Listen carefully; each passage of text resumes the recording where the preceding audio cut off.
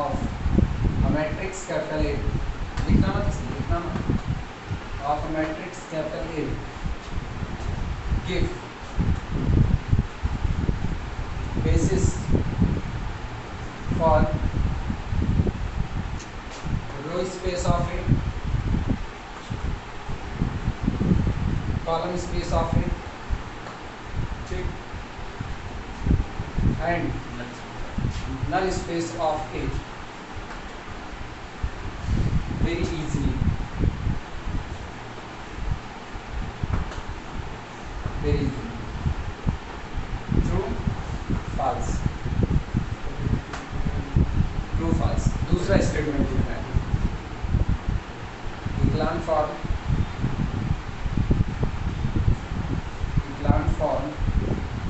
of a given matrix capital A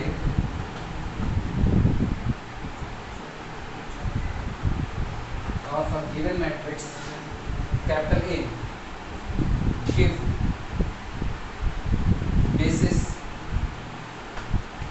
basis for row space of A and column space of A very easily,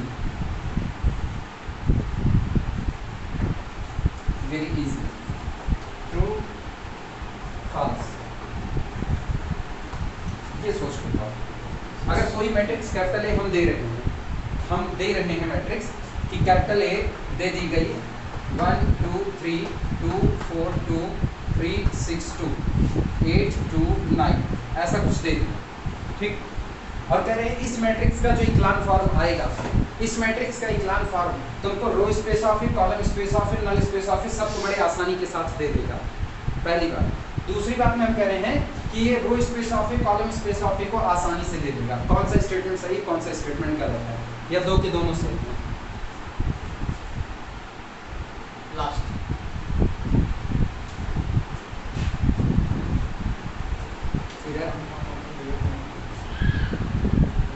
Echelon form of a matrix capital A give basis for the row space of A, column space of A and null space of A very easily. दूसरा, echelon form of a given matrix capital A give the basis for the row space of A, column space of A very easily. इधर से null space हो गया। दूसरा, पहले में गड़बड़ी क्या है?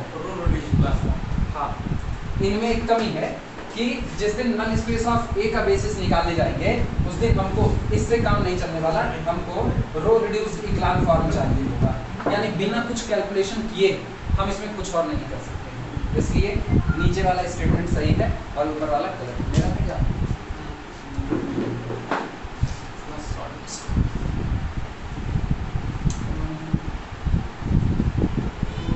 हमको याद करने में केवल एयरटेल कंपनी आगे है और हमको याद नहीं करता, यही सबसे बड़ी खामी है।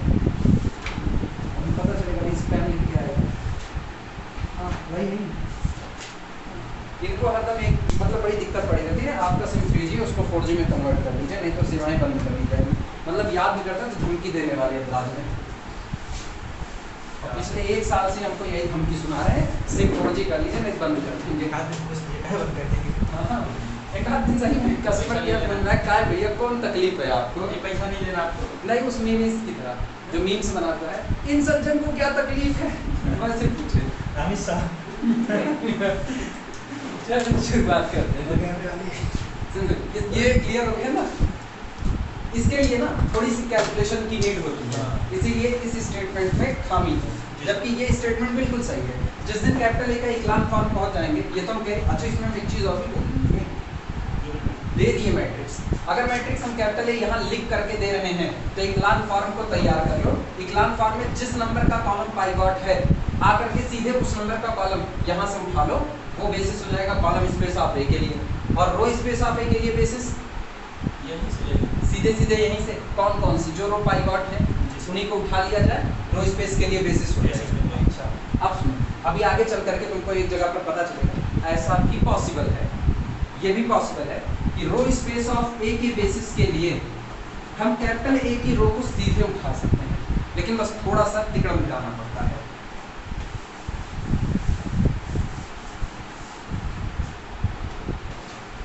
अच्छा, एक चीज और दिमाग में बैठाओ, जैसे कहा जाता है कि, हालांकि अभी हम आगे सब लिखाएंगे, हम क्या लिखाएंगे, डेविड सीगल ने सब कुछ लिखा है तो हम गायब कैसे कर सकते हैं, अपनी इतनी औकात कहाँ। कॉलम स्पेस ऑफ ए, जिस दिन इसके बेसिस की बात करेंगे तो इसके बेसिस एलिमेंट की जो एंट्रीज होती हैं वो सीधे सीधे कैपिटल ए की एंट्रीज से रिलेटेड होती हैं, हाँ या ना। कॉलम स्पेस ऑफ ए के बेसिस एलिमेंट की एंट्रीज, बेसिस एलिमेंट की एंट्रीज, या सीधे सीधे कहें कॉलम स्पेस ऑफ ए के बेसिस के एलिमेंट, बेसिस के एलिमेंट सीधे सीधे कैपिटल ए से रिलेटेड होते हैं, इनके बीच में कोई इफर्ट लेकिन नहीं लगता। लेकिन रो स्पेस ऑफ ए और नल स्पेस ऑफ ए, क्या इनके बेसिस के एलिमेंट कैपिटल ए से सीधे रिलेटेड होते हैं? इनके बीच में कोई सीधा कनेक्शन नहीं होता, क्योंकि इनको भी निकालने के लिए हम दौड़ते हैं रिड्यूस डिक्लाइन फॉर्म तक। रिड्यूस तक जाते जाते हर एंट्री बदल चुकी होती है, कैपिटल ए से उसका कोई लेना देना नहीं होता। रो स्पेस ऑफ ए में इसके लिए बेसिस एलिमेंट सीधे चुनते हैं इक्लान फॉर्म से, वो भी बदल चुका होता है। तो इसका मतलब जिस दिन इनकी बात करेंगे तो इनके बेसिस का एलिमेंट सीधे रिलेटेड होता है कॉलम स्पेस ऑफ ए से, जबकि इनके बेसिस का एलिमेंट का कैपिटल ए के कॉलम से कोई रिलेशन खास नहीं होता। रिलेशन होता है लेकिन सीधा सीधा रिलेशन नहीं होता है, क्योंकि बने तो आखिरकार इन्हीं की वजह से है।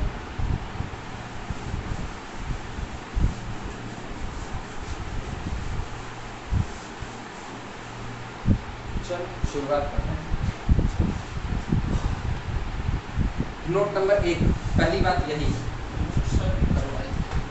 नोट करवा दिए थे, देख लो। नहीं क्वेश्चन की बात नहीं है, क्वेश्चन के बाद कुछ नहीं करवाए? नहीं चलो क्वेश्चन के बाद शुरुआत करते हैं।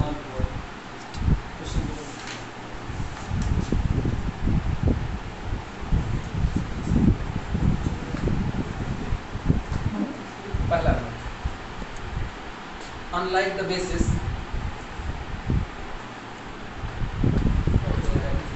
unlike the basis, unlike the basis for the column space of A,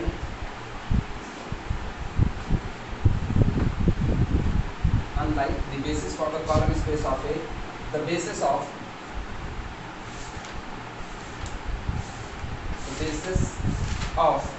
row space of A and null space of A,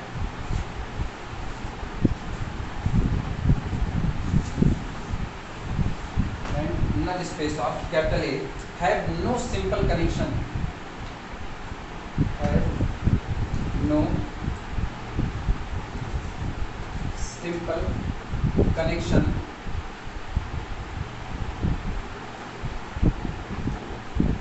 have no simple connection with the entries in capital A, with the entries in capital A itself, पहला, unlike the basis for the column space of A, the basis of the row space of A and the null space of A have no simple connection with the entries in capital A। जैसे column space of A के basis के element capital A की entries से अपना सीधा relation रखते हैं, ऐसा किस्सा रो स्पेस और नल स्पेस ऑफ A के बेसिस के साथ नहीं। रीजन यही है, रो स्पेस ऑफ A के बेसिस जब निकलता है तो सीधे इक्लान फॉर्म से उठाया जाता है और वहां पर सारी एंट्रीज चेंज हो चुकी होती हैं, और यही हाल नल स्पेस के लिए है। उसके लिए एक स्टेप और आगे बढ़ते हैं, रिड्यूस्ड करते हैं। नोट नंबर 2, और ये नोट नंबर 2 ज्यादा खास है। ज्यादा खास इसलिए ना क्योंकि नॉर्मली दिमाग में यही याद रहता है कि रो स्पेस ऑफ ए का बेसिस निकालना है तो रो स्पेस ऑफ ए के बेसिस को सीधे इक्लान फॉर्म से उठा लो, सीधे इक्लान फॉर्म से उठा लिए तो ऐसे केस में हमेशा दिमाग में एक बात बनी थी, इसका मतलब कि जब भी हम रो स्पेस ऑफ ए का बेसिस तैयार करेंगे, अच्छा चलो इसी बात पे कहीं देते हैं।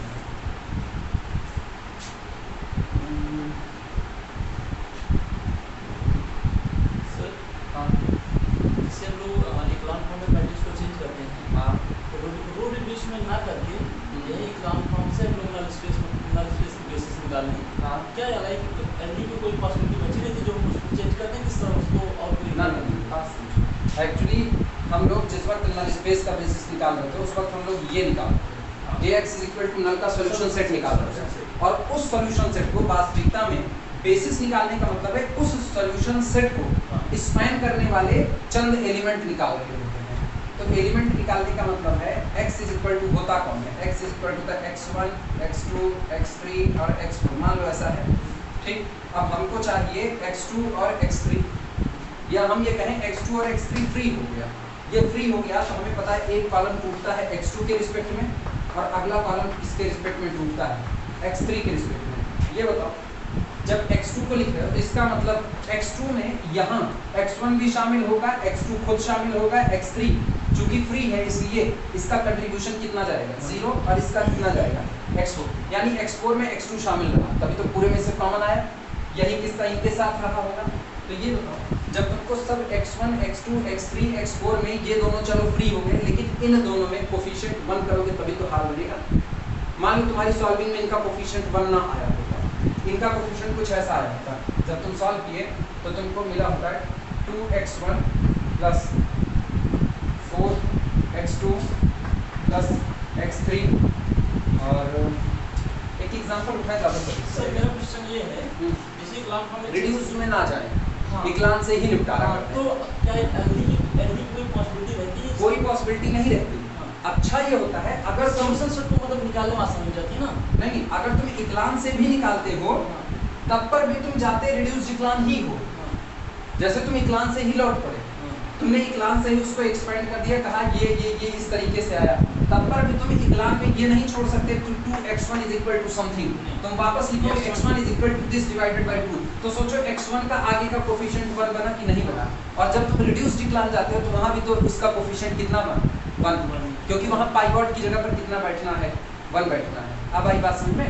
तो इसीलिए इक्लान और रिड्यूस्ड इक्लान की तरफ जाना ये कोई अलग अलग बात नहीं है, बात सिर्फ इतनी है कि हम कंप्लीट सॉल्यूशन जब निकालेंगे ना तो कंप्लीट सॉल्यूशन तुमको हमेशा जब मिलेगा रिड्यूस्ड इक्लान की ही दुनिया से मिलेगा, इसीलिए वो एक स्टेप और आगे बढ़ जाया जाता है, अदरवाइज यहीं से भी निकाल सकते। रिलेशन तो जितने हैं ना वो एक ही बार में क्लियर हो जाते हैं, इक्लान फॉर्म तक पहुंच गए तो तुमको साफ पता चल जाएगा कौन कौन डिपेंडेंट कौन कौन इंडिपेंडेंट होने वाला है। रिड्यूस्ड इक्लान तो इसकी और ज्यादा मतलब सुपर कंडीशन है, जब कहते हैं ना राजा के ऊपर नीचे सब के सब कैसे जीरो, केवल पाइवॉट अकेला बचेगा उस दुनिया में और कुछ नहीं।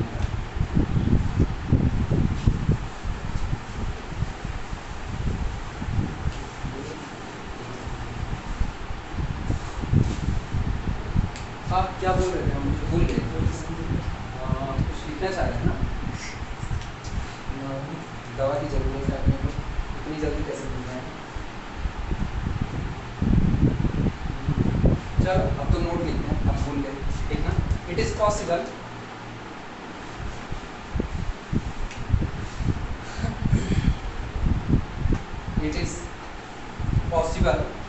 To find a basis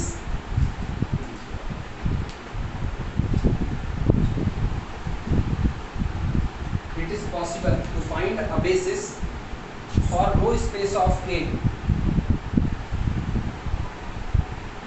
for row space of A that uses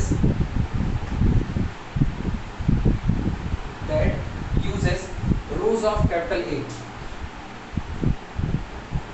rows of capital A। ध्यान से सुनना इस बात।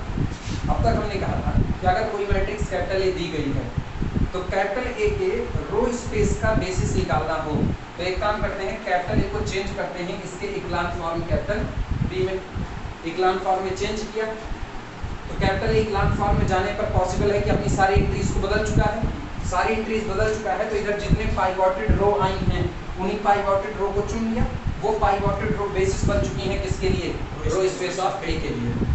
पाइवोटेड रो बोल रहे हैं, वो पाइवोटेड रो बेसिस बन चुके हैं रो स्पेस ऑफ ए के लिए। तो मेरे दिमाग में हरदम एक बात पहुंचती है कि इसका मतलब ये हुआ कि कैपिटल ए के रो स्पेस में जो बेसिस एलिमेंट आएंगे वो कभी भी कैपिटल ए के नहीं होंगे, जबकि ये जवाब गलत है।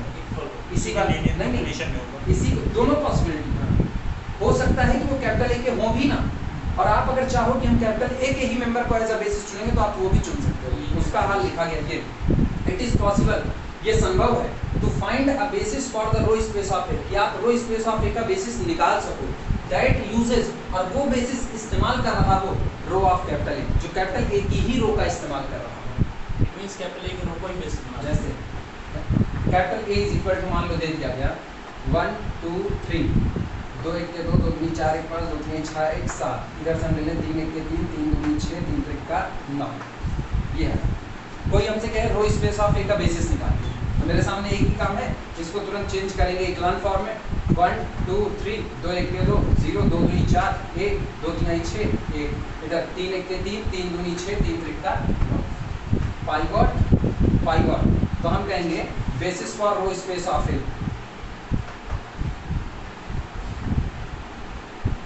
Row space of A is equal to, देखना बेसिस एलिमेंट आया 1 2 3 0 1 1, ये बेसिस एलिमेंट आया।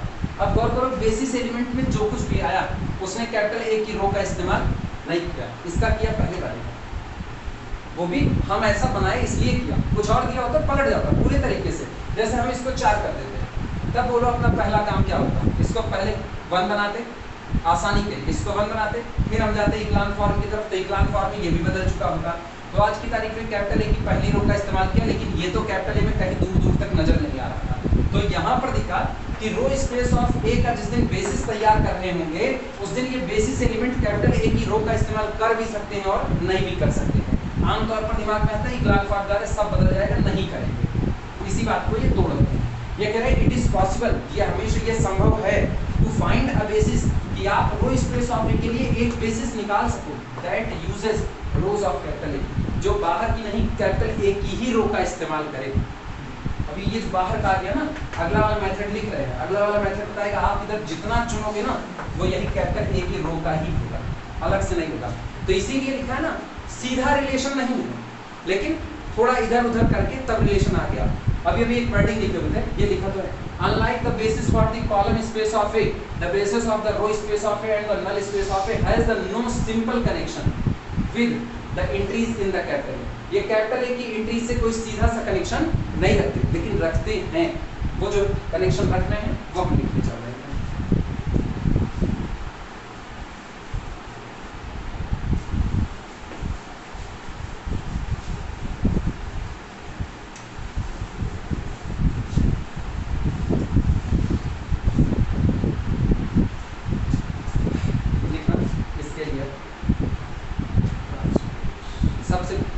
ट्रांसपोज की सहारे पहुंचेंगे, क्योंकि वो पता है ना कॉलम स्पेस ऑफ ए का ट्रांसपोज, अब कॉलम स्पेस ऑफ ए का ट्रांसपोज सीधा कनेक्शन रखेगा, तो ये भी सीधा कनेक्शन रख लेगा। देखना फर्स्ट फॉर्म सबसे पहले प्राप्त कीजिए, first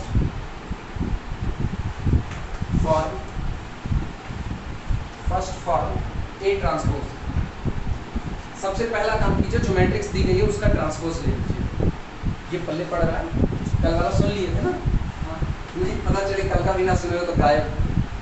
first form A transpose and then सबसे पहले दी गई मैट्रिक्स का ट्रांसपोज निकालिए, और उसके बाद and then row reduced,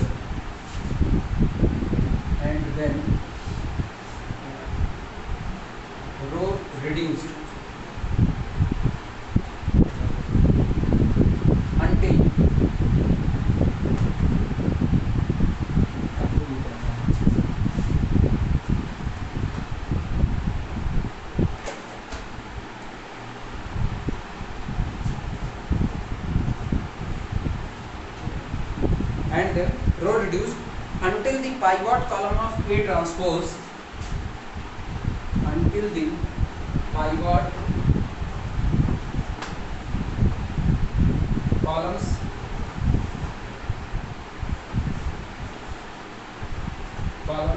of A transpose are found.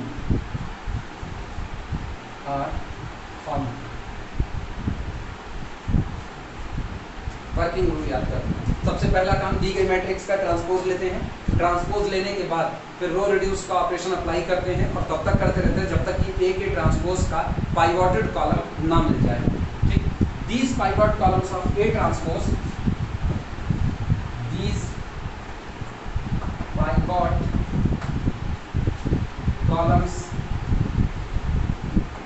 Of A transpose, अब हम रुक रहे हैं, अब वो याद करो जहाँ पर कल हम लोगों ने लिखा था कि row space of capital A बराबर होता है कॉलम स्पेस ऑफ ए का ट्रांसपोज, ये लिखा गया था।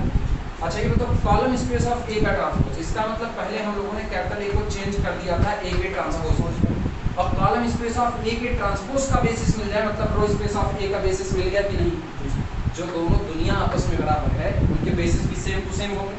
अच्छा इसका बेसिस निकालने का तरीका हमको बहुत अच्छे से पता है। सबसे पहले ए के ट्रांसपोज को इसके इक्लान फॉर्म तक पहुंचा दिए, इक्लान फॉर्म तक पहुंचाए तो पता चलता है कि इक्लान फॉर्म में जाने पर इसका पहला कॉलम, दूसरा कॉलम, तीसरा कॉलम पाइवोटेड आ गया। तो हम ए ट्रांसपोज के पास लौटेंगे और ए के ट्रांसपोज का पहला, दूसरा, तीसरा कॉलम चुन लेंगे, वो इसके लिए बेसिस का काम करेगा। लेकिन सोचो जिस वक्त तुम इसका पहला, दूसरा, तीसरा कॉलम चुन रहे हो इसका ट्रांसपोज का, उस वक्त तुम कैपिटल ए की पहली, दूसरी, तीसरी रो चुन रहे हो, मिल गया कि नहीं, और इसकी पहली, दूसरी और तीसरी रो मिल करके बेसिस बना लेगी किसके लिए, रो स्पेस ऑफ ए के लिए। सीधे सीधे सारी एंट्री कैपिटल ए की रख लिया कि नहीं रख लिया, ठीक। लेकिन हमेशा इससे किसी नतीजे पर नहीं पहुंचा जा सकता है। अभी आगे की कहानियां और बदलेंगी इसमें।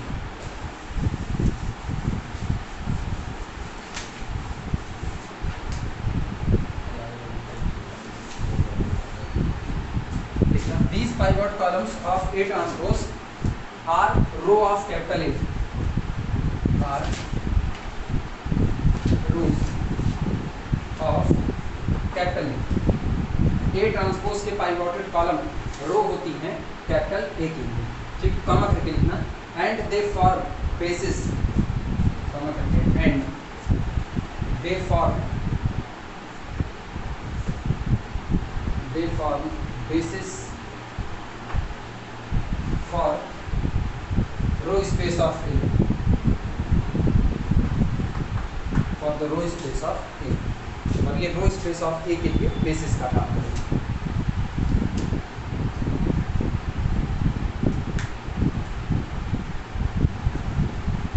एग्जाम्पल नंबर 2 हमें बताओ, एग्जाम्पल नंबर 2 लिखा होगा तुम लोगों ने। एग्जाम्पल नंबर 2 में एक मैट्रिक्स दी गई होगी, वो मैट्रिक्स बोलो, -2 1 पहले कॉलम में, एक मिनट बोलो, हाँ, -2 1 रो में या कॉलम में, कॉलम, कॉलम -2 1 1 3 1 3 1, सेकंड कॉलम, हाँ, -5 -5 3 11 7 3 11 7, थर्ड कॉलम, हाँ, 8 -5 8 -5 -19 -19 -13 -13, हाँ, 0 1 7 5 0 1 7 5 5, -20 और है नहीं -5 और -17 -17 5 4 -3 5 1 -3 इसका वहाँ पर इक्लान फॉर्म तैयार किया गया था। इक्लान फॉर्म इसका क्या है वो भी बोल दो, 1 0 0 1 0 0 0 0 1 0 0 1 0 0 1 -2 1 -2 0 0 0 0 1 0 0 0 1 0 1 3 minus 1 3 -1 sorry -5 -5 ये ऑलरेडी करना है। इसका मतलब पहला कॉलम पाइवट, दूसरा कॉलम पाइवट, तीसरा कॉलम पाइवट, ठीक, सिंपल सा है। सुनो, इसका पहला, दूसरा, तीसरा रो में अगर देखा जाए, रो में तो ये मेन मैट्रिक्स थी और ये मेन मैट्रिक्स का इक्लान फॉर्म था, और इसके इक्लान फॉर्म में पहली रो पाइवोटेड, दूसरी रो पाइवोटेड, तीसरी रो पाइवोटेड हो गई। हम लोग कॉलम की दुनिया में ये बात कहते आए हैं कि जो जो कॉलम पाइवोट होते हैं वो एलआई वाला बिहेव रखते हैं, वो एलआई होते हैं। अब आज की तारीख, अच्छा वो एलआई वहाँ भी होते हैं, जैसे पहला कॉलम, दूसरा कॉलम और चौथा कॉलम पाइवोटेड है, तो इसका मतलब ये होगा पहला कॉलम, दूसरा कॉलम, चौथा कॉलम। जिस दिन ये तीन एक साथ आएंगे ना, ये सेट आपका एलआई होगा। क्या गड़बड़ हुआ कुछ? हाँ 6 मिनट, 6 मिनट हम लोग सोचे पड़ेगा इनका हाल देखा जाए तो पहला, दूसरा और चौथा कॉलम पाइवोटेड, तो इसका मतलब साफ था कि पहला, दूसरा और चौथा कॉलम यहाँ से उठाएंगे तो सेट अपना एलाइन बनेगा। अच्छा, रो में आता है, रो में पहली रो पाइवोटेड, दूसरी रो पाइवोटेड, तीसरी रो पाइवोटेड। तो इसका मतलब जिस दिन ये तीन इकट्ठे आएंगे रो वेक्टर के फॉर्म में, उस दिन ये एलाइन होंगे। तो पहला, दूसरा, तीसरा ये तीन इकट्ठे आएंगे तो ये भी एलाइन होंगे। हाँ या ना? हाँ, ये डायरेक्टली अभी नहीं बोल सकते क्योंकि ये काम करते वक्त इंटरचेंज हुआ है, और इंटरचेंज कॉलम का नहीं होता, रो का इंटरचेंज किया है। मतलब जो हम लोग ऑपरेशन लगा रहे हैं उसमें हम लोग कॉलम वालम नहीं अदला बदली किए, रो को इंटरचेंज कर रहे हैं। तो अपने को तो नहीं पता ना कि ऊपर वाला बेचारा इंडिपेंडेंट रहा, उसको नीचे फेंक दिए हैं, ये कंडीशन भी आ सकती है। इन तीनों को देख करके एक बार में सोचो इनके बीच में क्या रिलेशन है, एक दूसरे के लीनियर कॉम्बिनेशन है या नहीं। इन तीनों को ध्यान से देखो, पहला, दूसरा, तीसरा नहीं, लीनियर कॉम्बिनेशन नहीं है। सोच लो एक बार।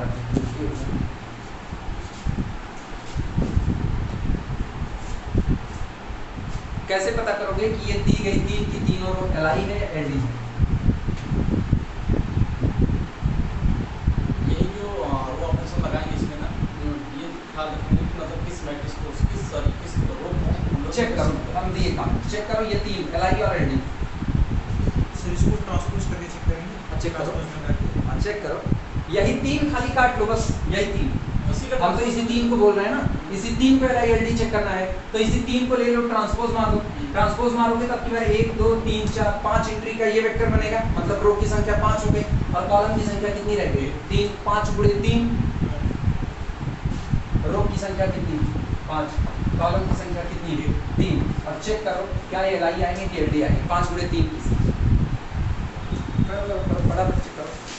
और अगर इनके बीच का डिपेंडेंसी रिलेशन मिल जाए तो बहुत अच्छी बात है, ना मिले तो कोई बात नहीं।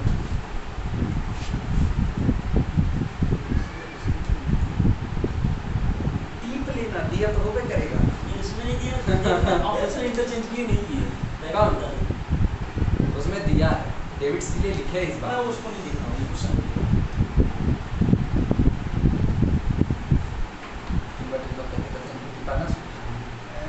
टिम्बा कहते कहते कितना शुरू कर दिए।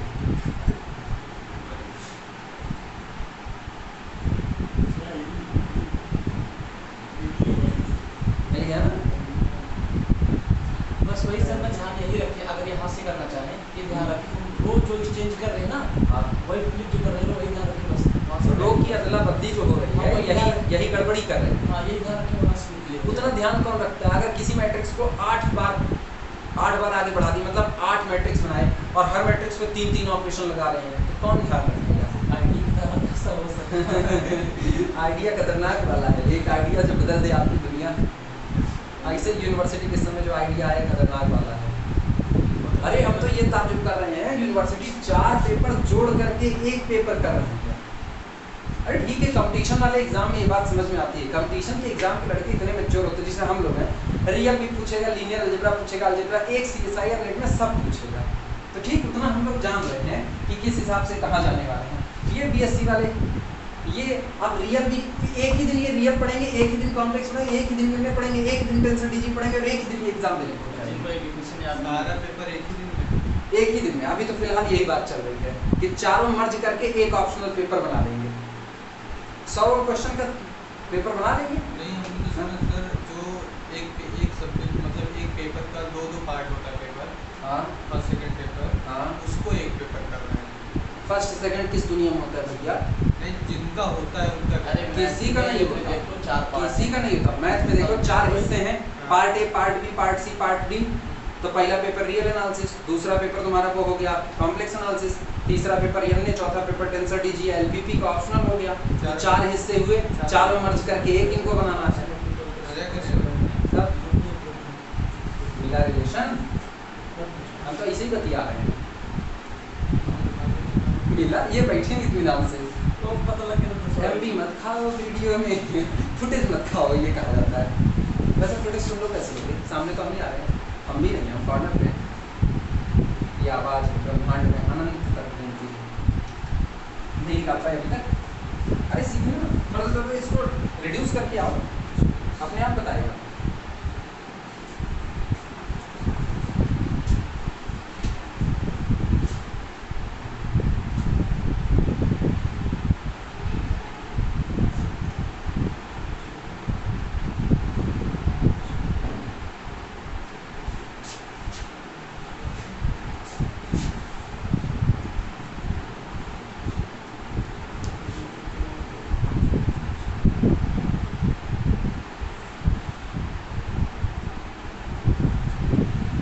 इधर हिंट लो, डिपेंडेंसी है, इधर हिंट लो। ये कितना दिख रहा है? ये 3 दिख रहा है ना। ये कितना दिख रहा है? ये कितना? चलो इन दोनों का इस्तेमाल करके 3 बनाते हैं, ठीक। इधर इधर इधर हाँ एल है, इधर 7 से मल्टीप्लाई करो। 7 में से क्या घटाओगे? 3 आ जाए। 7 में से कितना घटाओगे? 4 घटाओगे ना, तो ऊपर वाले में 2 से मल्टीप्लाई करो। बोलो 3 बनेगा कि नहीं? 7 1 के 7 और 2 दूना 4, लेकिन माइनस का साथ ऐड करो। +7 - 4 कितना आया? 3।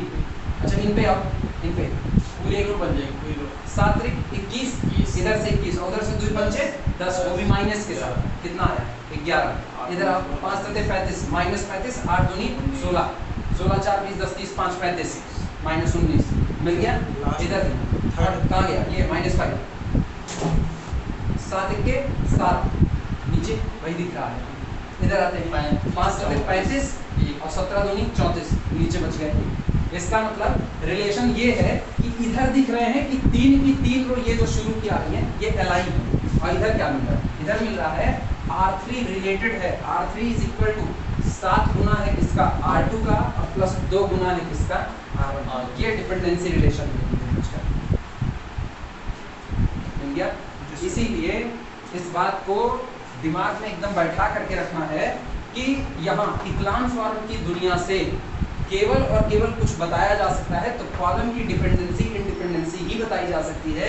रो की डिपेंडेंसी इंडिपेंडेंसी बताने का खतरा कभी भी इधर से मोल नहीं लिया जाएगा। आई बात है समझ में?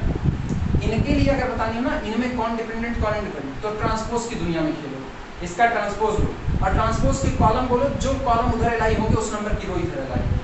यहाँ उल्टा उल्टा काम करना है। लिख रहे हैं इसी बात को।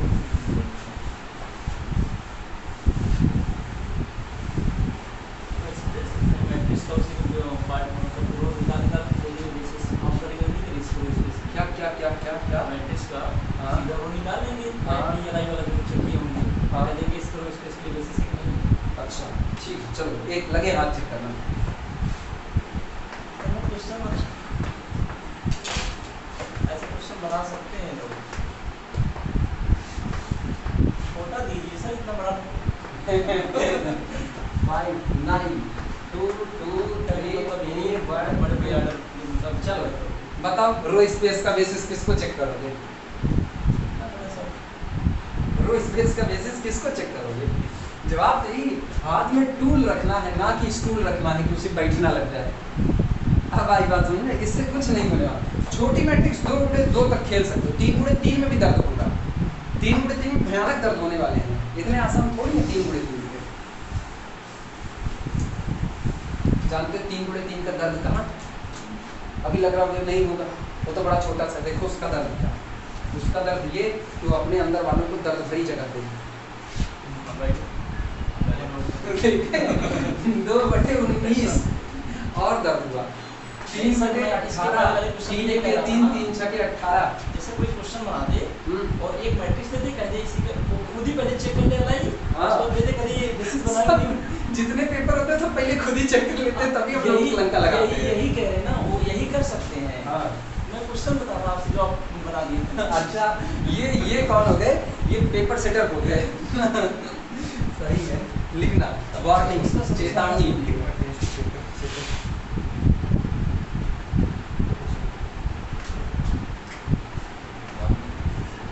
वार्निंग CSIR वाले यही तो करते हैं, पहले खुद चेक कर लेंगे अपने को आ रहा है कि नहीं। जब अपने को आ रहा है तो चलो अप्लाई कर दो।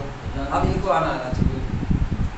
ये नहीं पता पढ़ते तब दिल्ली में दुबे सर वो बोलेंगे, कहेंगे मैंने लड़कों को कहा इस क्वेश्चन पे क्लेम करो, जवाब मिलना चाहिए। तब CSIR वाले पता चलता है बहर वाले कुछ और भी बैठे हैं जो खोज करके एक गलती निकाल लेंगे।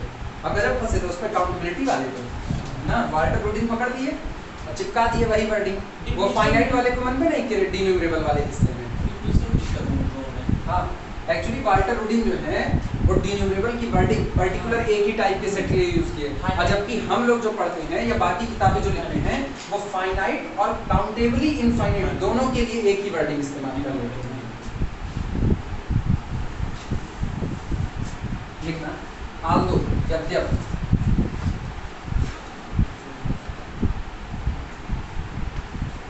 although the first 3 row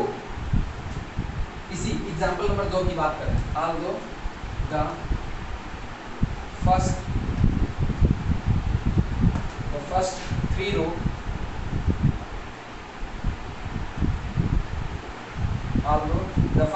rows of capital B in example 2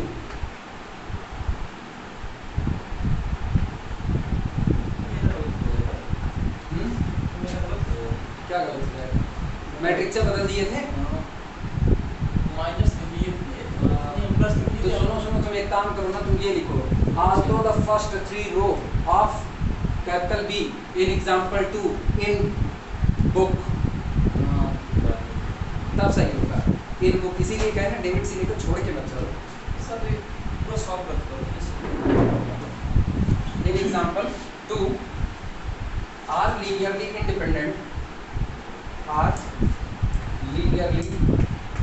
independent, B का मतलब कौन? इक्लान फॉर्म की बात कर रहे हैं। ये कैपिटल ए था, वो बी था, ठीक। although the first 3 row of capital B in example number 2 are linearly independent, comma, it is wrong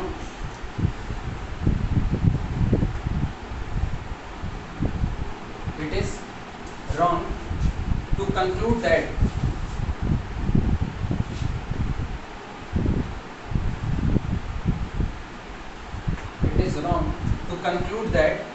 the first 3 row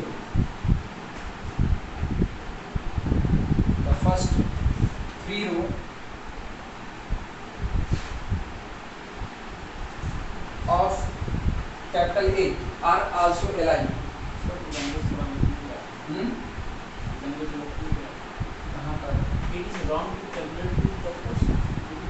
calculate नहीं, कंक्लूड लिखा है, निष्कर्ष निकाला।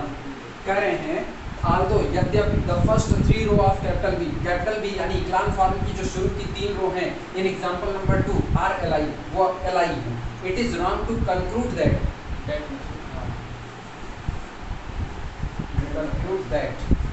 it is wrong, ये गलत होगा to conclude that, ये निष्कर्ष निकाल लेना कि the first 3 row of capital A are also aligned, कि कैपिटल A जो मेन मैट्रिक्स है उसकी भी शुरू की 3 रो aligned होंगी ही होंगी। देखना ब्रैकेट में करके, in fact वास्तव में, in fact R3 is equal to कितना किए थे? 7 गुना इसका किए थे R2 का और इसका 2 गुना, यानी कि 2R1 प्लस 7R2। इनके बीच का ये डिपेंडेंसी रिलेशन था। और इतना लिखने के बाद ना वो लाइन जो सबसे फेमस है, जो हमें याद रखना है, हमें ये नहीं याद रखना है, हमें ये याद रखना है, क्योंकि काउंटर एग्जाम्पल देना ही पड़ता है, तो कहा अलग से खोपड़ी भिड़ाएं, इन्हीं का काउंटर एग्जाम्पल ले लेते हैं। बड़ा इसको लिखना। अच्छा इसके लिए कलर चेंज कर देना। Row operation do not change, sorry do not preserve, row operations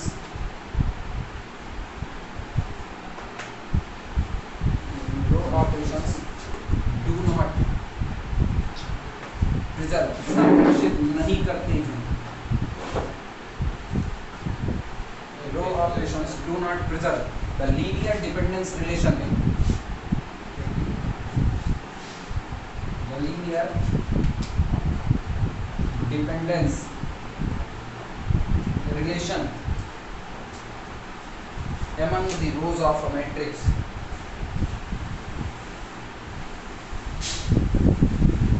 row operations do not preserve the linear dependence relations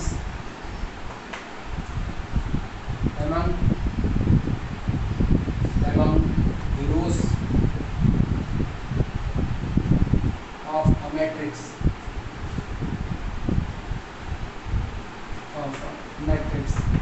लिख करके घेरे में मार देना पूरे में। किसी मैट्रिक्स के ऊपर लगाए जाने वाले रो ऑपरेशन कॉलम के बीच में डिपेंडेंसी रिलेशन को तो प्रिजर्व करने की क्षमता रखते हैं, लेकिन रो के बीच में मौजूद डिपेंडेंसी रिलेशन को प्रिजर्व करने की कोई भी क्षमता नहीं रखते हैं। उर्दू में बोले तो बीच में उर्दू का पिक्चर मारे। रो ऑपरेशन में कुव्वत नहीं होती है, कुव्वत ही तो बोलते हैं, रो ऑपरेशन में कुव्वत नहीं होती है कि वो उनके बीच में, अब डिपेंडेंसी को क्या होगी? अपने कहीं डिपेंडेंसी को तो नहीं तेलुगु से वीडियो बोलिए। हाँ तेलुगु किसका तेलुगु? अरे नहीं, तेलुगु नहीं बोल पाएंगे, वो कठिन भाषा है। चाइनीज का बोले, हालांकि उसको बोलने तो आजकल लोग गुस्सा हो जाएंगे, कोरोना फैला है। चाइनीज मूवी में इतना झगड़ा वर्चुअल आ गया चाइना। आप वो बैठे बिठाए, एक तो उनका मोबाइल जितना सस्ता उतनी महंगी उनकी बीमारी। सही, उसको उल्टा काम है, बीमारियाँ उसकी बड़ी महंगी हैं और मोबाइल इतने सस्ते हैं। यहाँ हिंदुस्तान में भैया लोग चाइना के ही मोबाइल से बैठ करके चाइना का ही यूज करते हैं। अब इस पर भी क्या कहा जाए? अगली बात लिखें, डेफिनेशन। पहले थी विदेशी, आप पता नहीं। Definition,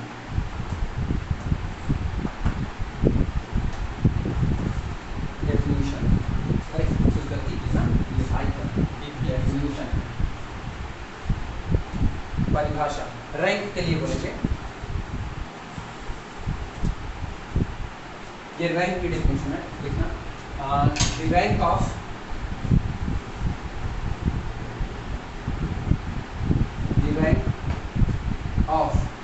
a matrix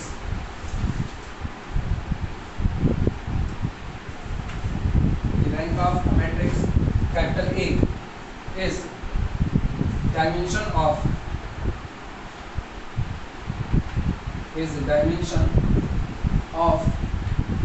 column space of A। तुम लोग मत घेरा मानो, हम तो ऐसे चाप पहुंचा करना है। The rank of a matrix capital is the dimension of column space of, यही तो पढ़ते हैं। किसी मैट्रिक्स की रैंक का मतलब है उसके इक्लान फॉर्म में नॉन जीरो रो की संख्या को काउंट कर लेना। नॉन जीरो रो की संख्या काउंट करने का मतलब है उन रोज को काउंट कर लेना जिनके पास पाइवॉट छिपा पड़ा है। यानी कुल मिलाकर के मैट्रिक्स के इक्लान फॉर्म में पाइवॉट की संख्या को काउंट करना, वो मैट्रिक्स की रैंक होगी। पाइवॉट की संख्या काउंट करके ही तो हम लोग इसकी डायमेंशन बोलते हैं। इसका मतलब ये दोनों बातें अलग अलग नहीं, दोनों बातें कैसी? Same to same. अगर किसी मैट्रिक्स की रैंक बतानी है तो मैट्रिक्स को इक्लान फॉर्म में लेकर के जाओ, पाइवॉट की संख्या को काउंट कर लो, सीधे बोल दो वही रैंक होगी। और या तो ये बोल दो कि भैया जो पाइवॉट की संख्या आई वो कॉलम स्पेस की डायमेंशन है, तो कॉलम स्पेस की डायमेंशन मैट्रिक्स की रैंक ये आपस में एक बराबर है। आज बातें समझ में?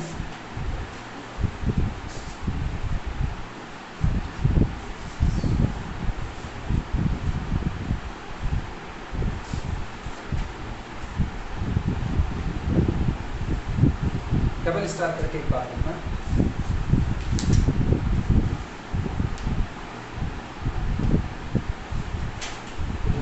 इसे मिटा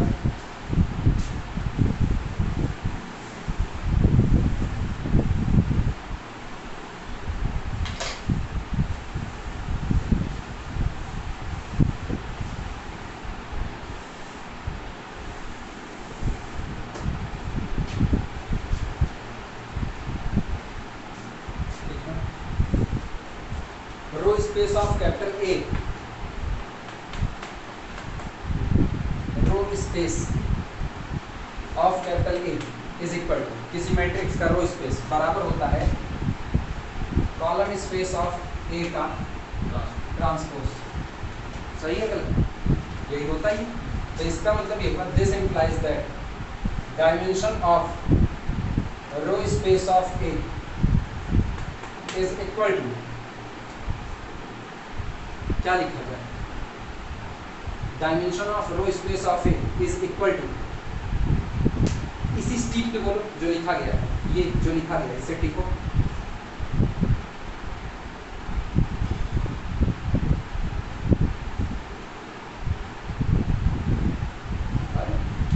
छोटी चीज है, हम तो जुड़ा ही पूछ रहे हैं। Dimension of row space of A is equal to, क्या लिखें? बहुत छोटी चीज, हम फालतू पूछ रहे हैं, लेकिन अभी लग रहा है सही पूछ रहे हैं, भूल गए ना?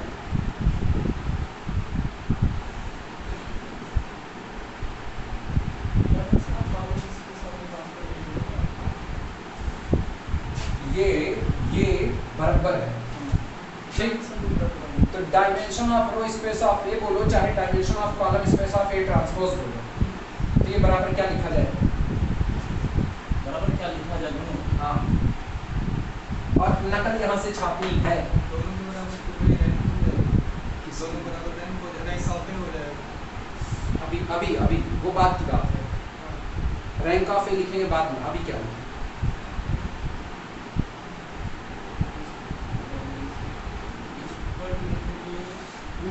बहुत लंबी बात है। नंबर ऑफ नंबर आप कर रहे हैं, इधर आओ वापस, इससे नकल छापना सीखो। अरे नकल अकल से मारी जाती है। इसको देखना क्या लिखा है, इसको बोलो क्या लिखा है। Row space of A transpose. पहले इसको बोलो क्या लिखा है। द रैंक ऑफ मैट्रिक्स नहीं, वो लिखा है rank of matrix capital A is equal to dimension of column space of A, ये लिखा है। अच्छा इसको देखना, हम लिख रहे हैं dimension of row space of A is equal to dimension of column space of A का ट्रांसपोज। इसका मतलब रैंक ऑफ ए ट्रांसपोज। हाँ ये हम सुनना चाहते हैं। This is equal to rank of A का ट्रांसपोज। कभी हम पे फालतू पूछे, ये बहुत सिंपल चीज है और अपने को पता है ए और ए ट्रांसपोज दोनों की रैंक बराबर होती है। इसीलिए तो क्योंकि इनकी रैंक आपस में बराबर थी, इसीलिए तो चाहे बोला जाए dimension of column space of A और चाहे बोले dimension of row space of A, वो डिफरेंट होती नहीं, वो भी दोनों सेम टू सेम होती। आई बातें समझ में? अरे तुम मेरा माइंड नहीं पढ़ रहे थे, तुमको ये बोर्ड पढ़ने के लिए बोल रहे थे। हाँ, मेरा माइंड नहीं पढ़ रहे थे। इसको झटके आते हैं क्या? नहीं उनका बोले अतुल अग्रवाल को दिखाने अब अपना अपॉइंटमेंट करवाएंगे, तुमको अपने साथ लेके चलेंगे। अतुल अग्रवाल को दो पेशेंट इकट्ठे चलेंगे। अच्छा थोड़ा नूर मंजिल नहीं जाएंगे, नूर मंजिल में घुसोगे लोग कहते पागल आया। तो सर इनको मत ले जाइए, तो ऐसे एक अगली बात आते हैं। थ्योरम लिखना बड़ी इंपॉर्टेंट थ्योरम है, लिखने के बाद अच्छी लगेगी, अभी नहीं, शुरू में नहीं। थ्योरम हाँ वो क्या होता है, इसीलिए हम कहे ना इंतजार करो, अभी देखो अब जो लिखेंगे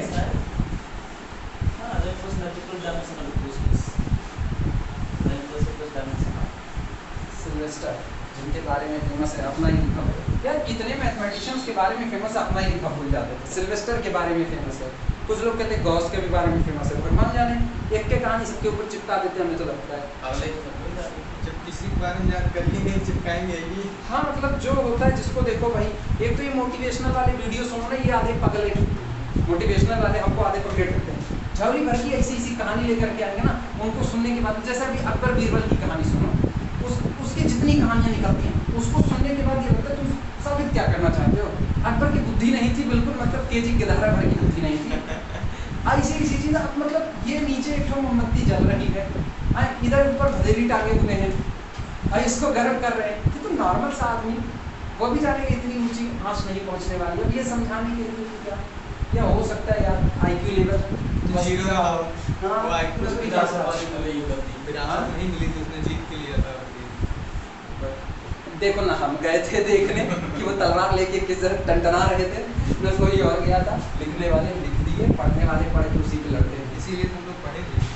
थ्योरम थ्योरम नंबर 14, दुनिया इसको कहती है रैंक नलिटी थ्योरम, BSc वाले जो पढ़ते हैं, और यहाँ डेविड सीले इसको कहते हैं द रैंक थ्योरम। आप मुझे याद है जब 17 इंडिया जोड़ा पढ़ाया था वाले में, हाँ एक हेडिंग रहा था मोस्ट इंपॉर्टेंट थ्योरम, उसका नाम दिए थे आप, पता नहीं कौन सा। हाँ भाई साहब सुनो, हम खाली एक हेडिंग डलवाए थे मोस्ट इंपॉर्टेंट थ्योरम, और वो हम हर साल डलवाते हैं हेडिंग मोस्ट इंपॉर्टेंट थ्योरम। क्या वो याद नहीं चाहिए सबसे important dimension of W1 intersection W2 शायद ऐसा कुछ था ना, W क्या बोलते हैं, क्लोज इन नहीं होता, कोसेंट स्पेस के होता डायरेक्ट सम और dimension of W1 direction W2 is equal to dimension of W1 plus dimension of W2 minus dimension of W1 intersection W2। ये इसलिए वहाँ पे मोस्ट इम्पोर्टेंट फॉर्म लिखी जाती है क्योंकि अवध विश्वविद्यालय बहुत बार आए इसको देख करके उठा लेता है सीधे सीधे। अच्छा मुझे पता था तो बाय नेम आप ना नहीं भाई नेम और नेम नहीं, अरे वो क्लास में पढ़ाते वक्त होता है ना कुछ नौटंकीबाजी वाला काम, ऐसे लिखा देना। लड़के पढ़ेंगे नहीं, वैसे लिखा दे तो कहेंगे यार इसको छोड़ दो अगला वाला पढ़ लो, तो लिखा दो मोस्ट इम्पोर्टेंट, नहीं भी आना होगा वो 10 बार पढ़ के जाएंगे। आवाज में बहुत बार आया है, लगभग इंटरव्यू मेरे बीएससी में हम बता रहे हैं, हमको याद है साल था मेरा जब सेकंड, ये थर्ड ईयर में होता था, लीनियर अलजेब्रा हम लोग पढ़ते थर्ड ईयर हुआ करता था, और थर्ड ईयर में साल 2010 साल 2010 में मेन पेपर में भी पूछा गया था, ये बैक पेपर में भी पूछा गया था, दोनों में पूछा गया था। तो और एक्चुअली उसमें बैक पेपर में टोटल 5 न्यूमेरिकल रिपीट हुए थे, 5 ही हमको शॉर्ट करने होते थे और 5 मेन पेपर के रिपीट कर दिए गए थे। तो कई लोग तो मगन हो गए थे इसमें, फिर भी नंबर किसी नहीं मिलता था। लीनियर अलजेब्रा पेपर ऐसा था नंबर नहीं मिलता था। देखना द रैंक थ्योरम में the dimension of the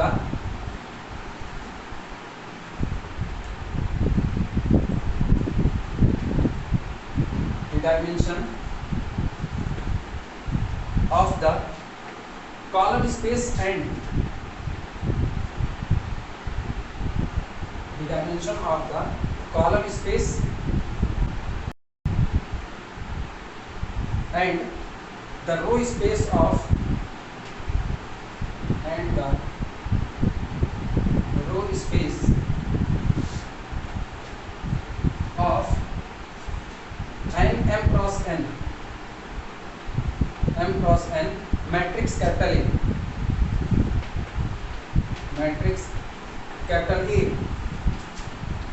are equal। पहली बात ये कि चाहे आप किसी m क्रॉस n की मैट्रिक्स का कॉलम स्पेस निकालिए चाहे रो स्पेस निकालिए, दोनों की डायमेंशन एक बराबर आएगी। रीजन है इसलिए बराबर आएगी क्योंकि अगर तुम कॉलम स्पेस ऑफ ए निकालोगे तो पहले कॉलम स्पेस ऑफ ए के बेसिस को पाने के लिए कैपिटल ए को रिड्यूस करोगे इक्लान फॉर्म में, और इक्लान फॉर्म में रिड्यूस करने पर अगर इसने एक बार 2 पाइवट रख लिया, ट्रांसपोज मारोगे ना तब भी कितना पाइवट रखेगा, 2 पाइवट। तो इधर से देखोगे कॉलम स्पेस और ट्रांसपोज मारोगे तो ट्रांसपोज का कॉलम स्पेस मतलब कौन हुआ, रो स्पेस, इसके भी 2 पाइवट उसके भी 2 पाइवट, मतलब दोनों की रैंक आपस में कैसी है, एक बराबर। तो ये बात बोल रहे हैं the dimension of the column space and the row space of an m cross n matrix capital A are equal, ये अलग अलग नहीं हो सकते। अगला number this common dimension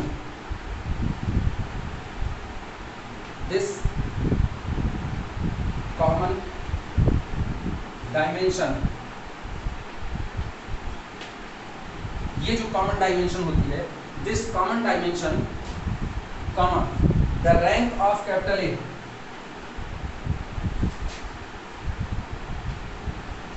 rank of capital A also equals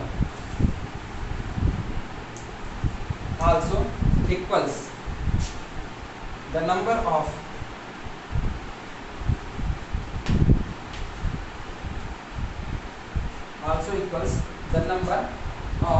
pivot column। यहाँ हर वो बात समेट दी गई है। also equals the number of pivot positions in capital A।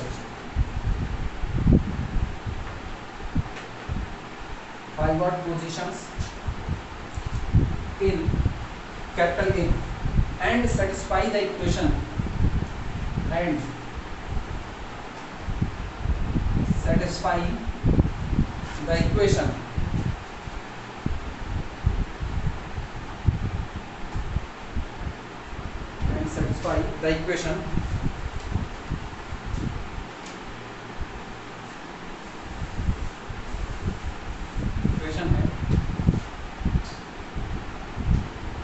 rank of matrix capital A plus dimension of null space of capital A is equal to, matrix का order कितना था, m cross n is equal to number of column n।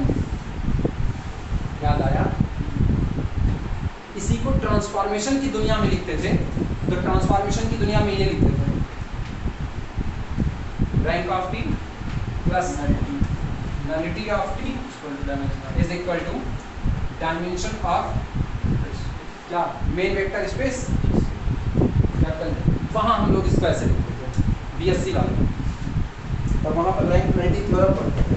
यहाँ rank theorem के नाम से है। इसी को तुम्हारी भाषा में सिल्वेस्टर लॉ कहते हैं।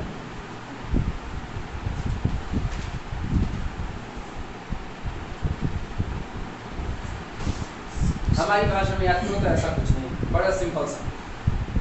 कोई मैट्रिक्स कैपिटल ए दी गई है, उस मैट्रिक्स में number of pivot column plus number of non pivot column is equal to total number of column. Number of pivot columns becomes the rank of transformation capital T. Number of non pivot column becomes the nullity of transformation T. So nullity plus rank is equal to total dimension of the main vector space. आसान ये होता है कि मतलब एक पढ़ो उसी से सबको निपटारा पाओ, वो ज़्यादा बेहतर होता है। ऐसे तो स्टेटमेंट रखो, स्टेटमेंट तो देखो स्टेटमेंट कई चीज़ों का आपस में मिक्सचर है, इसीलिए ना थोड़ा अनफेयर है, थोड़ा अनफेयर। हालांकि बड़े राइटर पर अनफेयर ऐसा नहीं कहा जा सकता, दुनिया मुंह नोच लेगी। बड़े राइटर पर अनफेयर कहना दुनिया मुंह नोचेगी। The dimension of the column space, जो कॉलम स्पेस की डायमेंशन होती है, एंड द रो स्पेस, और जो रो स्पेस की डायमेंशन होती है किसी m क्रॉस n की मैट्रिक्स के लिए, वो हमेशा आपस में एक बराबर होती है। तो पहली बात जो निकल करके आई ना टुकड़े में, वो तो ये निकली कि dimension of the column space of A is equal to dimension of the row space of capital A। पहली बात।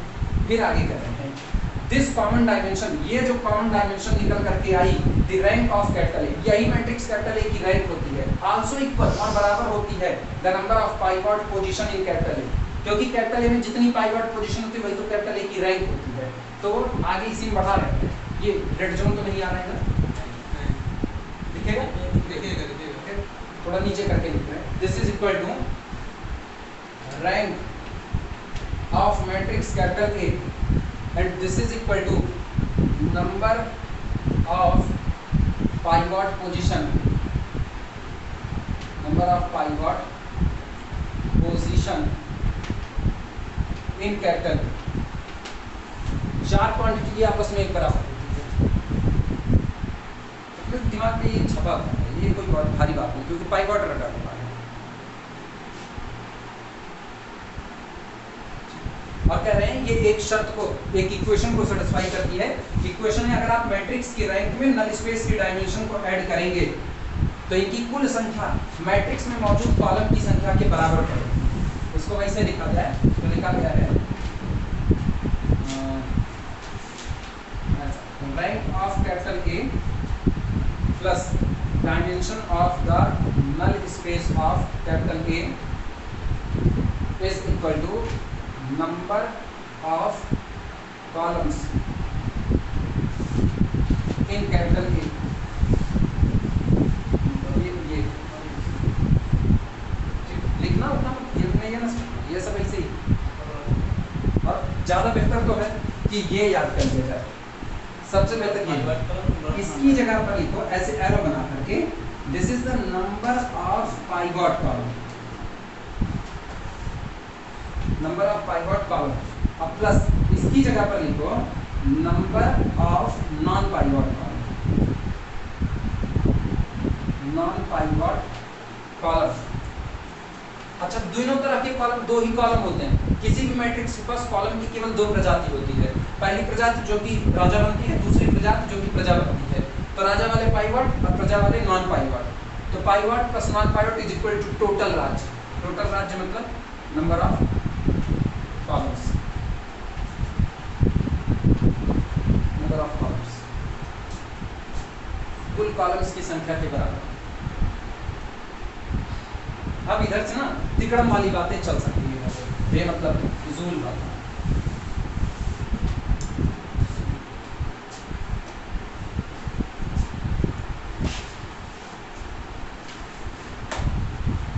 तिकड़म की बात सुनो,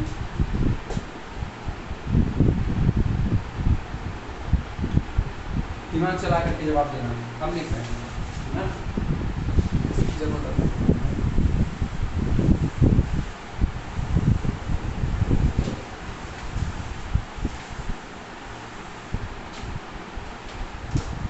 सोचो, ये ट्राई कर रहे हैं कि इससे क्या क्या बात कही जा सकती है या ऊहापोह में फंसेंगे।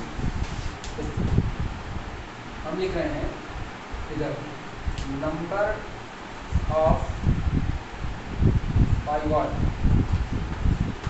column plus number of non pivot columns is equal to total columns.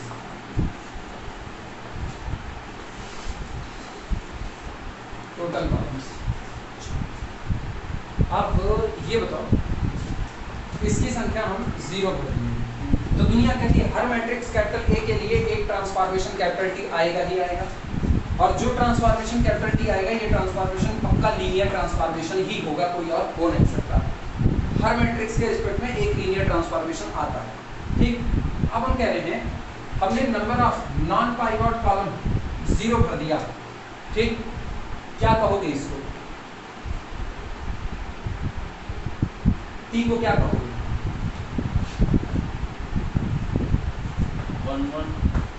1 या आंटो या 1 आंटो दोनों नहीं गए, क्या कहोगे? हो भी सकता है, 1 हो सकता है, नहीं हो सकता? नहीं हाँ, number of non pivoted column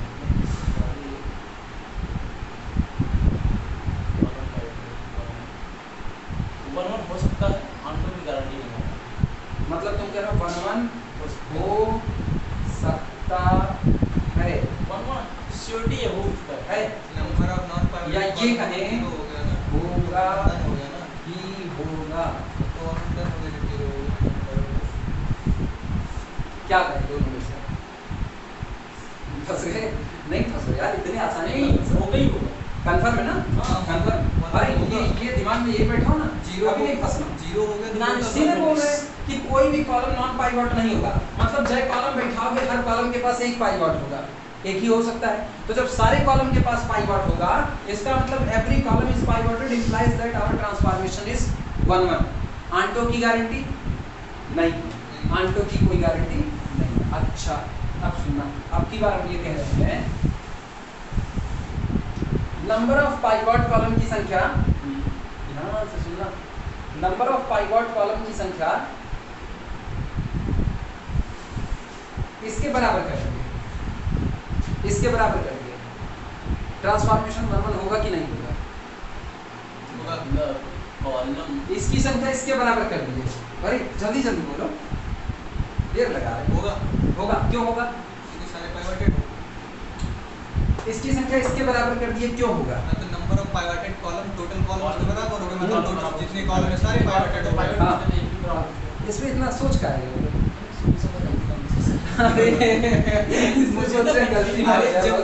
sir यहाँ से खींच वहाँ लेके बीच वाला फिर 0 छूट गया बीच वाला तो हम टच ही नहीं किए, इसका मतलब इसको तुम फिर वहीं पे 0 बटा सन्नाटा। मैं ये सोचता हूँ, मुझे ना रो कॉलम में कंफ्यूजन हो जाता है, 1 आंटो में कंफ्यूजन हो जाता है, नहीं होना चाहिए ऐसे रो रो के सोचता हूँ। अच्छा सुनो, आपकी ध्यान देना, इस रिलेशन से आंटो के लिए शर्त बोलो, आंटो कैसे करें? इस रिलेशन से क्या आंटो की गारंटी हो सकती है? ऐसा एक रिलेशन लिखा, इससे आंटो की गारंटी कैसे? वन पाइवट कॉलम 0 सॉरी बताओ, इससे आंटो की गारंटी कैसे कहती जाए? दे सकते कि नहीं दे सकते? दे सकते हैं, स्क्वायर मैट्रिक्स हो जाए और सारे पाइवटेड हो जाए, स्क्वायर मैट्रिक्स हो जाए, सारे पाइवटेड हो जाए। जिस वक्त तुम कहते हो स्क्वायर मैट्रिक्स हो जाए, उस वक्त तुम कॉलम रो दोनों शामिल करते हो। इधर गौर करो क्या शामिल है, क्या इधर हमने रो शामिल किया है? पाइवटेड कॉलम हाँ शामिल नहीं है, उधर तो रो शामिल ही नहीं है, सोचने की बात नहीं है। सिर्फ कॉलम की बात करनी है, सिर्फ कॉलम से ऑन्टो डिसाइड करना है। आंटो क्या आप कह सकते हैं? यहाँ से ना इधर से जो लिखा गया है इससे नंबर ऑफ पाइवट कॉलम क्या आंटो कह सकते हैं? क्वेश्चन मार्क लगा दो, कह सकते हैं। हाँ, कैसे कैसे सुनना चाहते हैं? जिससे मतलब नंबर ऑफ पाइवट कॉलम, जितने कॉलम पाइवटेड होते हैं उसके साथ साथ रो भी पाइवटेड होते हैं। रो की बात आज इसमें रो की बात कहाँ वही चीज को है? हम भी बोल देते हैं। नॉन पाइवटेड नॉन पाइवटेड कितने कह दिए जाए? 0। तो नॉन पाइवटेड 0 कहने पर तुम तो 1 की गारंटी दे रहे हो, फिर आंटो गारंटी कहाँ होगी?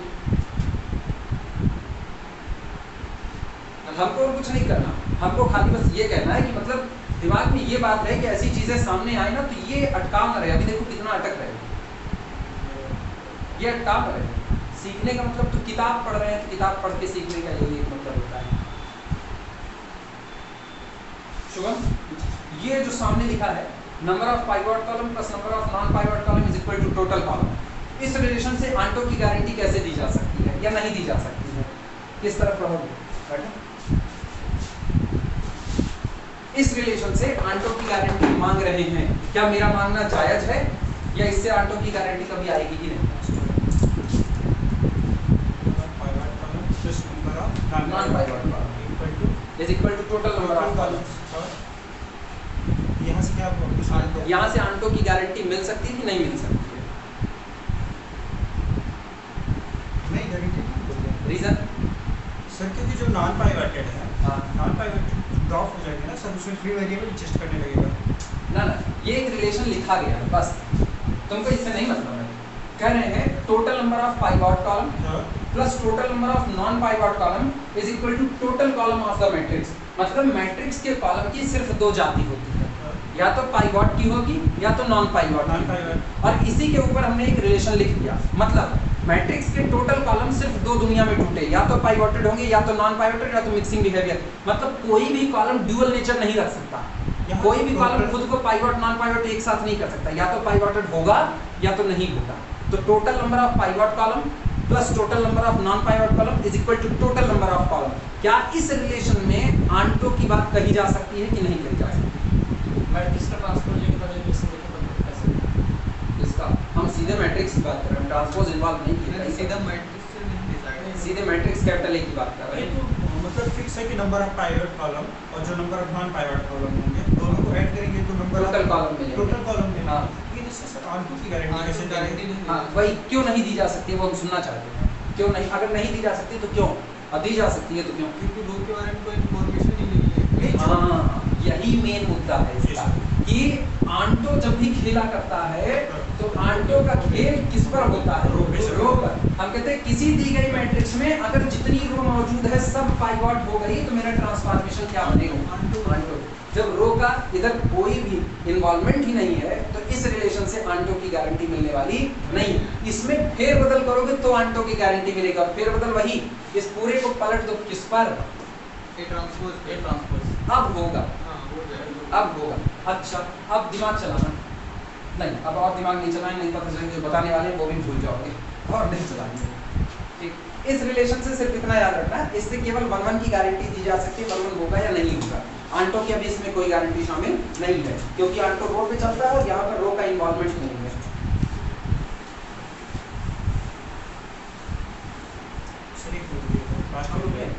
अच्छा ठीक ठीक कोई दिक्कत इस पे रोकना था।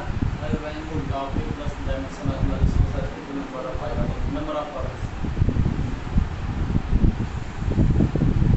अभी अरेंज कर लीजिए। मेरे लैपटॉप का कैसा बहुत तेज चलता है ना, मेरी आदत पड़ी अपने हाथ को इधर पकड़ने, बहुत तेज। अच्छा हमको मिटाना हमेशा इधर से होता है, लेकिन हम उधर की शुरुआत करते हैं।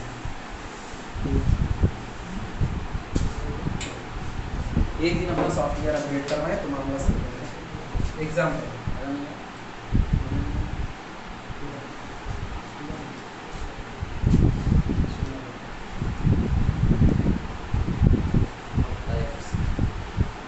एग्जाम्पल नंबर 3 लिखना है इसमें। तीसरे में पहला, if capital A is, if capital A is a 7x9 matrix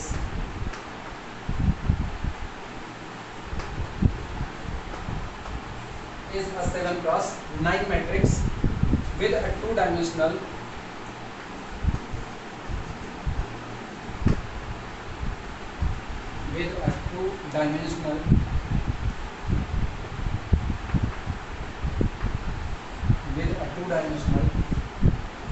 null space। चले अगर कैपिटल ए कोई 7x9 की मैट्रिक्स है और इस 7x9 की मैट्रिक्स का जो नल स्पेस है वो 2 डायमेंशनल है, 2 dimensional null space, comma what is the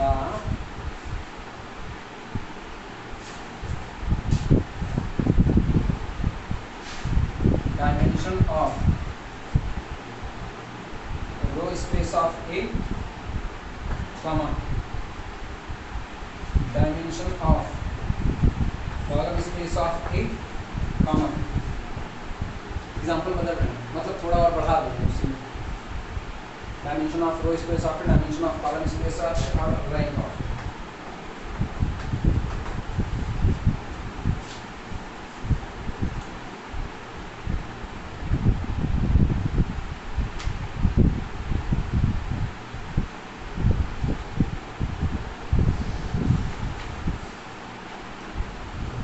के एक के नाम नाती कोई कुछ और एक के उत्तर बताए कि पंडित तरल उठाए और पहली है।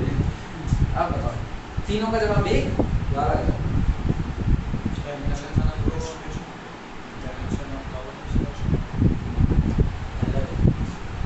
जवाब अलग अलग। एक कॉलम से आपके के पास पर ये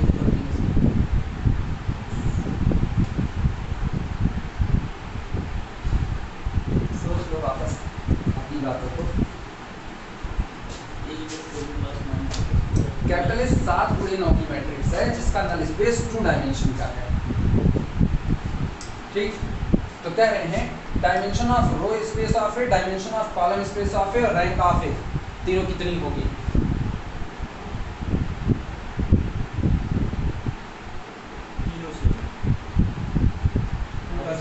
डिफरेंट बोल रहे थे, अभी तो डिफरेंट बोल रहे थे, कैसे सेम हो गई? 7 + 9 का और 7 गुणे 9 की तो मैट्रिक्स इसमें तो नल स्पेस की डायमेंशन 2 है। तुम कितना बोल रहे हो? 5। रैंक बता रहे हैं हम नहीं, हम ये 3 मांगे, ये 3 हमको चाहिए। आंसर की लेंगे ऊपर लिखा आंसर तो दोनों बताओ इन तीनों का जवाब एक ही होगा या अलग अलग होगा? एक ही होगा, 7। एक ही होगा। कितना? 7। हाँ। तीनों का जवाब 7। तुम तीनों का जवाब 7। Shubham 5।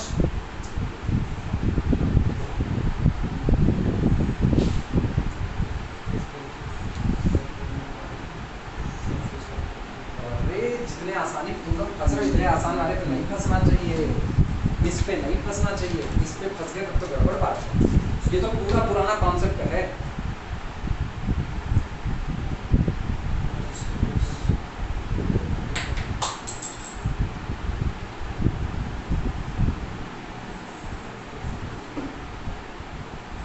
Dimension of row space of A का 5 होगा, कॉलम स्पेस ऑफ ए का 7 होगा और रैंक भी 7 है।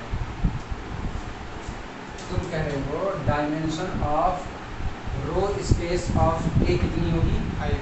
5। और dimension of column space of 7। Dimension of column space of A कितना होगा? 7। और rank 7। Rank of matrix capital A is equal to कितना? 7।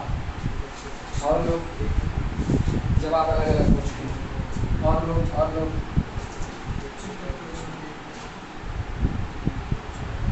ये तय कर लेना इन तीनों के जवाब एक ही होंगे या अलग अलग होंगे? सबका एक तरफ से। Dimension of null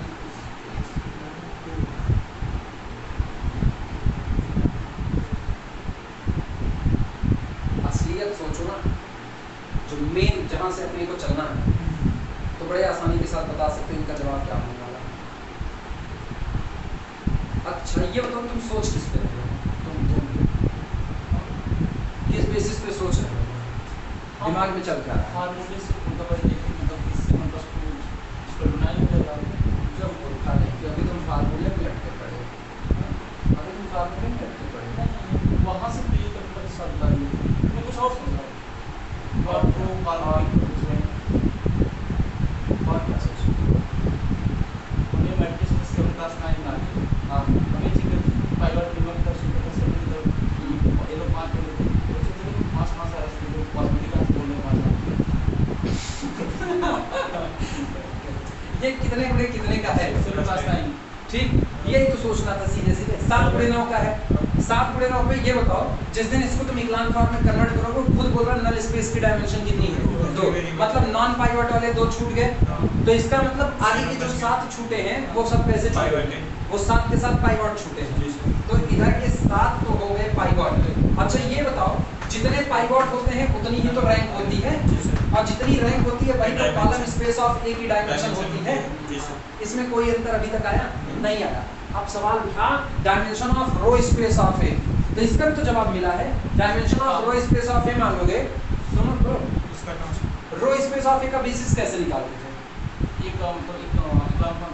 capital A को उसके इक्लान फॉर्म में लाते थे, उस इक्लान फॉर्म से पाइवॉटेड वाली रो सिलेक्ट कर लेते थे। जब तो कै पाइवॉट कॉलम मिल रहे हैं, तो कै पाइवॉट रो मिलेगी 7, तो इसका मतलब रो स्पेस की डायमेंशन क्या बैठेगी? 7 बैठेगी। तो रो स्पेस ऑफ ए की डायमेंशन भी कितनी हो गई? 7 हो गई। सोचो रैंक भी कितनी, ये कितना? 7। ये 7 की आंसर एक ही होता है, कोई और आंसर नहीं। अभी आई बात समझ में? अरे वो वाली लाइन अभी याद करो, अभी जो लिखाए हुए थे 4 चीजें एक बराबर करवाई थी कि नहीं? Dimension of row space of A is equal to dimension of column space of A is equal to dimension of is equal to rank of the matrix capital A is equal to number of pivot column। याद आया? इसीलिए तो उसको अलग से लिखा दिए। वो 4 एक बराबर है, जिसमें से तुमको बस खाली मामले बैठा देने हैं, बस और कुछ नहीं करना। इधर तो हम 3 ही बात थी, चौथी बात तुम डिमांड कर रहे थे नंबर ऑफ पाइवट कॉलम। सोच लो बस, खाली आंसर एक। तुम इधर 5 कहाँ तुम छोड़ लिया? ये किए क्या ना, ये किए क्या? कहे पाइवट शिफ्ट होता है मिनिमम। सुनो इनका जवाब हम बता रहे हैं।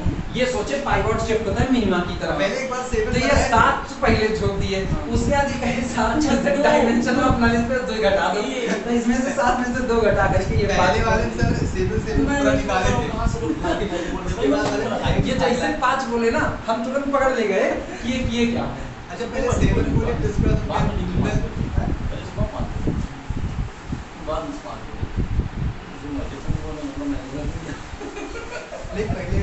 बोलो इसका जवाब, ये बताओ इसका जवाब कैसा लिखे? लॉजिकली पूरा लिखे या सीधे सीधे एक बात लिखे? एक बात समझ में ना आ सर लॉजिकली लिखे। सॉल्यूशन लॉजिक की दुनिया पे आओगे तो लॉजिक की दुनिया ये कहती है total column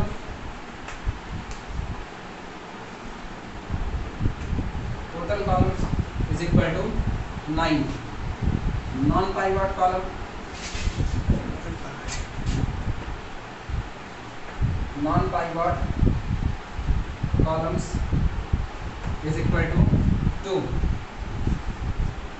implies that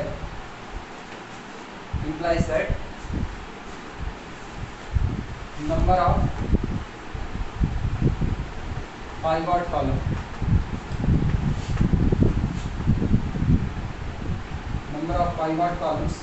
is equal to 9 minus 2 and this is equal to 7 and this is equal to rank of the matrix capital A, rank of capital A, और जो रैंक होती है वही बराबर होती है किसके? Dimension of column space of A, और dimension of column space of A और dimension of rank space of A, sorry row space of A, ये भी दोनों आपस में कैसे होती है? बराबर। आप इस पे लॉजिक थोपना चाहो तो इस पे भी लॉजिक थोप सकते हो, हालांकि हमें नहीं लग रहा है इस पे लॉजिक थोपने कोई मतलब है। ये याद रखना पड़ेगा। इसका बेसिस निकालते वक्त यही काम करते थे, इसका भी इक्लान फॉर्म आते थे, सीधे इक्लान फॉर्म से सेलेक्ट कर। अच्छा ये सोचो ए दोनों पर काम कर रहे हैं, इसका बेसिस निकालना है तब भी इक्लान फॉर्म में आके पता चलते थे कौन कौन इंडिपेंडेंट है। इन पे जब बेसिस निकालते थे तो इक्लान फॉर्म से सीधे उठा लेते थे, लेकिन उठाते तो दोनों ही बार पाइवट वाले, यहाँ यहीं से पाइवट वाले उठा लेते थे, वहाँ लौट के पाइवट वाले कॉलम उठाते थे, तो पाइवट की संख्या तो बदलने वाली नहीं है, तो इसका मतलब ये सब आपस में कैसे होंगे? एक बराबर। ये इसका जवाब है। तुम लोग बहुत देर लगाए लेकिन इसके जवाब में इतनी देर नहीं लगाना थी, और कंफ्यूज होकर के लिखे थे ना। जब हम पूछ लिए ये तीनों एक या डिफरेंट, तब माइंड में था कि जितने अगर मतलब पाइवट कॉलम आएंगे उसके साथ साथ अपनी पाइवट रो आएगी और वो स्पेस की डायमेंशन। हम बताएं तुम कहाँ कंफ्यूज होते हैं? चलो तुम कहते हो किसी दिमाग पढ़ना आसान नहीं होता, हम पढ़ रहे तुम्हारे दिमाग, तुम कंफ्यूज ये थे। सवाल तो मेरा था कि ये डायमेंशन, हम ऐसे बोले ना ये सब सेम या डिफरेंट, तो हम तो डायमेंशन के रिस्पेक्ट में रैंक, हम तो नंबर पे खेल रहे थे। तुम सोचे row space of A column space of A same या डिफरेंट, तुम ये सोच रहे थे, तो ये तो डिफरेंट ही होता है, ये कहाँ से सेम होने वाला है? एक दुनिया बताओ जब row space of A column space of A सब बराबर हो जाए, फेमस एग्जांपल। आइडेंटिटी मैट्रिक्स, हाँ आइडेंटिटी मैट्रिक्स ठीक है। हाँ ठीक सही है। आइडेंटिटी मैट्रिक्स 3 × 3 किलो, 4 × 4 किलो, row space of A column space of A बराबर। हाँ कोई भी ऑर्डर क्या इस पर किसी भी ऑर्डर के लिए। और एक और बताओ, एक और। हाँ जिसमें मैट्रिक्स इनवर्टिबल हो श्योर जाए, जिस इनवर्टिबल मैट्रिक्स आइए क्या रो कन्वर्टिबल हो गई? डायमेंशन ही तो पूछ रहे हैं ना सर, डायमेंशन नहीं, हम ये पूछ रहे हैं कि रो स्पेस कॉलम स्पेस दोनों डिक्टो सेम टू सेम आ जाए। ऐसी मैट्रिक्स चुनो जिसमें रो स्पेस कॉलम स्पेस डिक्टो सेम टू सेम आ जाए, कुछ बदले सब सेम। पहला हो गया आइडेंटिटी मैट्रिक्स, दूसरा हो गया इनवर्टिबल मैट्रिक्स। दोनों के बेसिस में सेम एलिमेंट है। नहीं रो स्पेस और कॉलम स्पेस से हाँ स्पेस सेम आने का मतलब ये करता ही नहीं होता कि आप बेसिस में जबरदस्ती सेम एलिमेंट डालो। ये है कि जो बेसिस पहले के लिए होगा वो दूसरे के लिए भी बेसिस का काम करेगा। हाँ वही चीज़ है। दोनों अलग है। हम ये करें जो पहले के लिए बेसिस का काम कर रहा है वो दूसरे वाले के लिए भी बेसिस का काम करे ही करेगा। ठीक, ये कहना एक बात है, और ये कहना बेसिस डिफरेंट है फिर भी सब स्पेसेस सेम हों, ये अलग बात है। समझे? अपर ट्रायंगुलर मैट्रिक्स ऐसा उन्हें जरूर न बताना कि फंसे रहो अपने आप। सुनो, जो पहले तुम्हारे वाले का जवाब देते हैं, जैसे R3 की बात कर रहे हैं, 1 0 0 0 1 0 0 0 1। बोलो इसका स्पैन करोगे तो कौन बनेगा? इसका स्पैन कौन बनेगा? मतलब ये एक सब स्पेस है और दुनिया इस सब स्पेस को नाम से जानती है R3 के नाम से। सही है? ठीक, आपकी बात देखना, आपकी बात हम कह रहे हैं स्पैन ऑफ 1 2 3 4 5 6 7 8 9। ठीक, अब ये बताओ दुनिया इस स्पैन को किस नाम से जानेगी? R3 के ही नाम से जानेगी। दोनों सब स्पेस सेम है कि नहीं? और सोचो जो इसके लिए बेसिस है वो इसका बेसिस पक्का होगा, जो इसका बेसिस है वो इसका बेसिस होगा। लेकिन क्या इन दोनों के बेसिस में अभी एलिमेंट सेम आ रहे हैं? अभी दिखने में नहीं आ रहे हैं। इसका मतलब ये है एक बार कोई और बेसिस चुनो, एक बार कोई और चुनो, और दोनों ही बार एक ही दुनिया का बेसिस चुन रहे हो तो स्पैन तो उसी दुनिया को करेंगे। इसीलिए कहते हैं दो सब स्पेस आपस में बराबर हैं। तो इसका कतई ये मतलब नहीं है कि उनको स्पैन करते वक्त जिस बेसिस का सहारा लिया गया होगा वो दोनों बेसिस भी डिक्टो सेम होंगे। वो अलग बात है कि जो पहले का बेसिस रहा होगा दूसरे के लिए बेसिस बनेगा ही बनेगा, जो दूसरे का बेसिस है वो पहले के लिए बेसिस बनेगा ही बनेगा।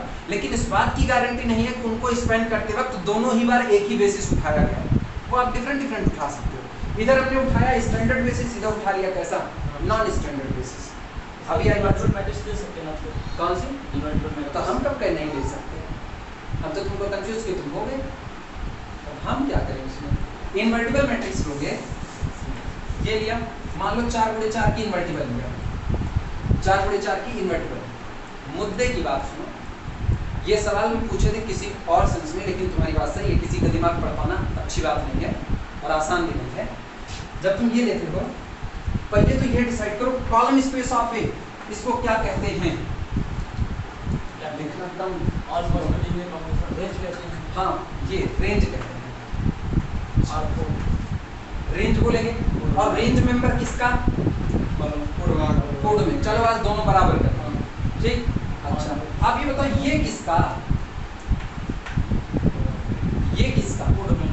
ये कोडोमेन, सॉरी ये डोमेन का, ये डोमेन का, ठीक। अच्छा ये डोमेन का कौन? सबसेट बराबर करके, ठीक। और डोमेन और कोडोमेन को भी क्या बराबर करके।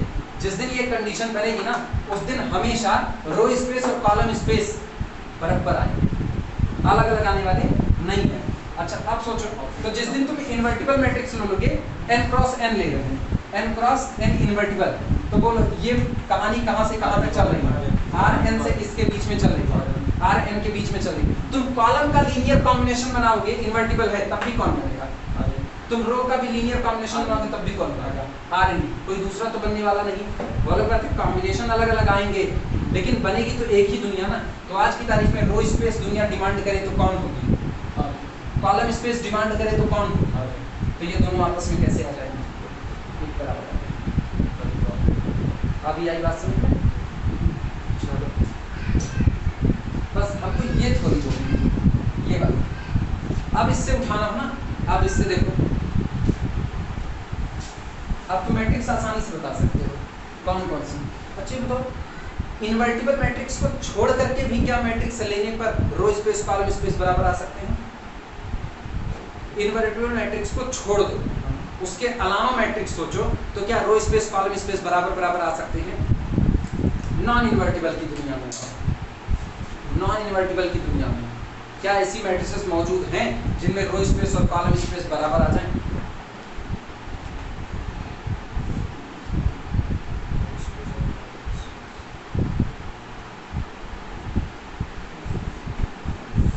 नॉन इन्वर्टिबल हो जाएंगे। बोलो। जैसे मतलब कि एक 3 क्लास की मैट्रिक्स है, उसके 2 कॉलम पाइवट है, मतलब नॉन इन्वर्टिबल। नॉन इन्वर्टिबल ही बोल रहे हैं। तो उसके फर्स्ट सेकंड कॉलम को पाइवट कर दें और फर्स्ट सेकंड कॉलम को पाइवट करते हैं, दोनों को पाइवट कर देंगे। तो जब हम लोग दोनों को स्पेंड करेंगे तुम जो बोल रहे हो क्या ये बातें सही हैं? वो छोड़ दिए ना जो तुमको हमेशा धोखा देता है। जीरो याद आया ना बिलुखा से? क्या छोड़ देते इसको? ये तो सबसे फेमस है।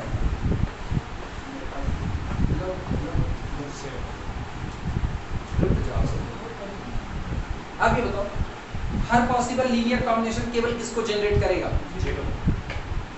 जीरो। वो भी किसका? यही तो बनेगा। अच्छा, हर पॉसिबल कॉम्बिनेशन ऑफ रो वो भी किसको बनाएगा? इसी को बनेगा।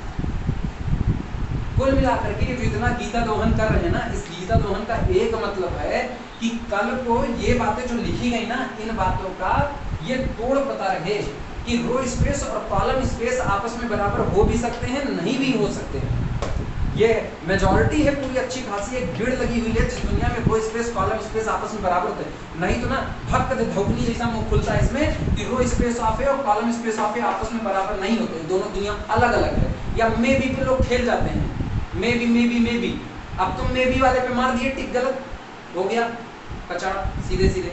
जबकि अब ये एग्जाम्पल याद रहेंगे, अब ये एग्जाम्पल ये दिमाग में बैठना चाहिए, कौन किसका मेंबर है? कॉलम स्पेस किसमें जाता है? Column space codomain. Row space किसमें आता है? वही दोनों बराबर कर दो, वही दोनों बराबर कर दो। आप पूरे के पूरे कॉलम स्पेस को कोडोमेन के बराबर कर दो। ये तो तब होता है ना जब आप इक्वल वो लेके चलते हो, इन्वर्टिबिलिटी लेके चलते हो। और इन्वर्टिबिलिटी लेकर के चलेंगे तो मैट्रिक्स को इन्वर्टिबल करो। अब जो तुम बोले थे तुरंत पीछे हट गए, डायगोनल बोले थे ना, हाँ तुरंत पीछे हट गए। डायगोनल लो, लेकिन एक शर्त के साथ डायगोनल उठा लो, इन्वर्टिबल पे डायगोनल की हर एंट्री कैसी मांगे? Non zero. 1 0 0 0 2 0 0 0 3 साफ सुथरी इन्वर्टिबल मैट्रिक्स है। इन्वर्टिबल मैट्रिक्स के किस्से में 3 गुणे 3 की मैट्रिक्स है। अच्छा, डायगोनल स्क्वायर मैट्रिक्स होती है। अब तुम्हारी गलती दूर करते हैं, तुम क्या अपर ट्रायंगुलर ले लीजिए ना। अपर ट्रायंगुलर हमेशा मे बी पे खेलना, क्योंकि अब तुमको पता है, अब तुमको पता है तुम क्या पढ़े हो।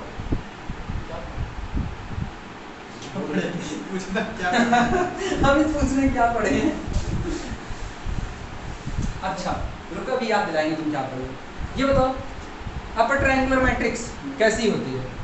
और डायगोनल के नीचे सारी चीजें होती हैं। हाँ, और ऊपर सारी ऑर्डर बोलो, ऑर्डर अपर ट्रायंगुलर का ऑर्डर। अपर ट्रायंगुलर मैट्रिक्स का ऑर्डर क्या होता है? m cross n।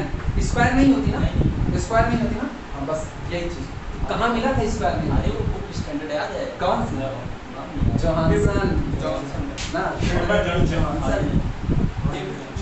जॉनसन याद आया ना। Upper triangular matrix, lower triangular matrix square नहीं होगी। स्क्वायर के किस्से में खतरा है, अरे नॉन स्क्वायर के किस्से में खतरा है। नॉन स्क्वायर में अब सोचो जिस दिन तुम इसको m क्रॉस n भर दिए और अब हमको पता है कि upper triangular lower triangular non square के किस्से में भी चल जाती है, तो नॉन स्क्वायर के किस्से में चल जाती है, तो जिस दिन सामने वाले ने 3/4 की या 4/3 की ऐसी कुछ भी कोई एक अपर ट्रायंगुलर बना दी, इसमें तो कतई बराबर नहीं हो सकता, इसमें तो कतई बराबर नहीं हो सकता, तो ये तो मे बी पे लग जाएगा ना। तो इसीलिए जब ये बोलना ना अपर ट्रायंगुलर, तो ये बोलना कैसा स्क्वायर है। अब तुम शर्त थोपना जो थोपनी होगी, अब हम शर्त को कंसीडर करेंगे, जब तक तुम ये शर्त नहीं थोपोगे तब तक हम कंसीडर करने वाले नहीं हैं। इनकार आया यजमान म्यूजिक, अभी तो ये वाला हाल है। बोली थी ना तो ऑर्डर नहीं ध्यान था, दोबारा सर बिल्कुल हमेशा ऑर्डर की याद है तो वापस करो। इसीलिए तुम क्या हम लोग क्या पढ़ेंगे ऑनलाइन जॉनसन, आपका खुद से माइंड में आ गया। ये जो हम इतना कबोधन किए ना, इस कबोधन का केवल एक मतलब है कि सामने वाला ये पूछ ले कि भैया क्या रो स्पेस ऑफ ए और कॉलम स्पेस ऑफ ए जो बिल्कुल अलग दुनिया के मेंबर हैं, एक मेंबर है डोमेन के हिस्से चढ़ता है, एक मेंबर कोडोमेन के हिस्से में चढ़ता है, क्या ये दोनों कभी आपस में टकरा के बराबर हो सकते हैं? तो बिल्कुल हो सकते हैं, एक दो बार नहीं, दुनिया में इनफाइनाइट टाइम्स ही लोग आमने सामने खड़े होकर के कहेंगे जो तुम दिखते हो वो हम दिखते हैं, अलग अलग नहीं। दुनिया में हर इन्वर्टिबल मैट्रिक्स जितनी होगी, जितनी भी इन्वर्टिबल मैट्रिक्स होंगी, सबके केस में रो स्पेस कॉलम स्पेस आपस में एक बराबर होगा। यानी उस दिन हम सीना ठोक करके बोल सकते हैं कि जो basis row space of A का मिला है वही बेसिस कॉलम स्पेस ऑफ ए के लिए होगा, अपने को सोचने की कोई जरूरत नहीं है। अच्छा, जिस दिन स्क्वायर मैट्रिक्स लेंगे, नल मैट्रिक्स वो भी स्क्वायर की, उस दिन भी ये बराबर बराबर, और दोनों का बेसिस कौन होगा? 5। अब की बार बेसिस अलग अलग, मतलब एक सवाल ये भी बनता है, एक सवाल ये भी बनता है कि क्या दुनिया में, सवाल की वैरायटी सीखो इसमें, क्या दुनिया में ऐसा रो स्पेस ऑफ ए और ऐसा कॉलम स्पेस ऑफ ए है जिसके पास बेसिस हो और हमेशा एक ही basis, same to same basis हो, अलग अलग बेसिस ही ना आए, अलग अलग बेसिस कभी आए ही ना, ऐसा ना हो कि इसका बेसिस अलग निकले इसका अलग निकले। हाँ बिल्कुल ना, उठाओ ना नल मैट्रिक्स, दोनों बार आपको एक ही बेसिस मिलेगा, भाई आप दाड़े मार करके लोगे, इसके अलावा तो कुछ मिलेगा नहीं, मिलेगा कुछ नहीं मिलेगा। इन्वर्टिबिलिटी में उधर कई मिलेंगे, उधर तो कई मिलेंगे, उधर इसका बेसिस अलग मिलेगा इसका अलग मिलेगा, लेकिन दोनों एक बात पर सहमत होंगे, जो तुम्हारा बेसिस है मैं उसको एज अ बेसिस इस्तेमाल कर सकता हूँ और करूँगा ही करूँगा, और मेरे बेसिस को तुम एज अ बेसिस इस्तेमाल करोगे ही करोगे। अभी आई बातें समझ में?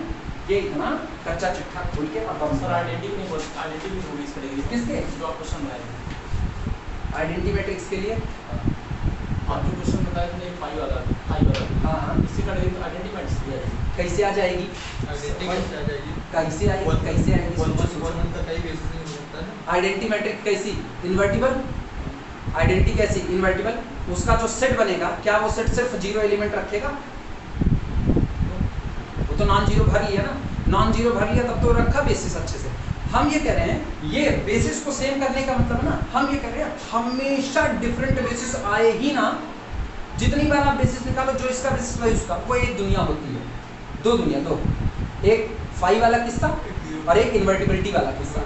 इन्वर्टिबिलिटी में जो इसका बेसिस है वो इसका बेसिस होगा, जो इसका है वो इसका होगा, मतलब कल को ऑप्शनल है ना, इधर चर्चा करें रो स्पेस की और एक ऑप्शन में चिपका दे कॉलम स्पेस और उसका बेसिस दे दे, अब कुछ ऐसा थे ना, ये और ये दोनों इन्वर्टिबल बने, और पूछ ले क्या इसका बेसिस उसके लिए बेसिस का काम करेगा? जवाब होगा करेगा। दिखने में नाम वाम में भले अलग हो, लेकिन इसका बेसिस उसका बेसिस आज की तारीख में बन जाएगा। अब आई बात समझ में? बढ़े इसमें आगे, इतने तक बैठ गए।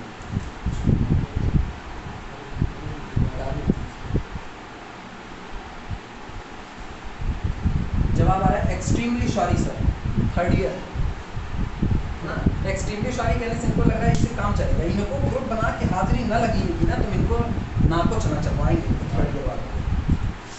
ये थर्ड ईयर वाले मतलब इसको, हाँ वास्तविकता में इसको कहते हैं शुद्ध भाषा, देहाती भाषा कहते हैं, इसको हरमपन पे उतारू होना कहते हैं, कि तुम पढ़ाई नहीं करोगे और बाकी सब काम करोगे, तुम कुल्लू मनाली घूम आओगे, पढ़ाई नहीं करोगे बस।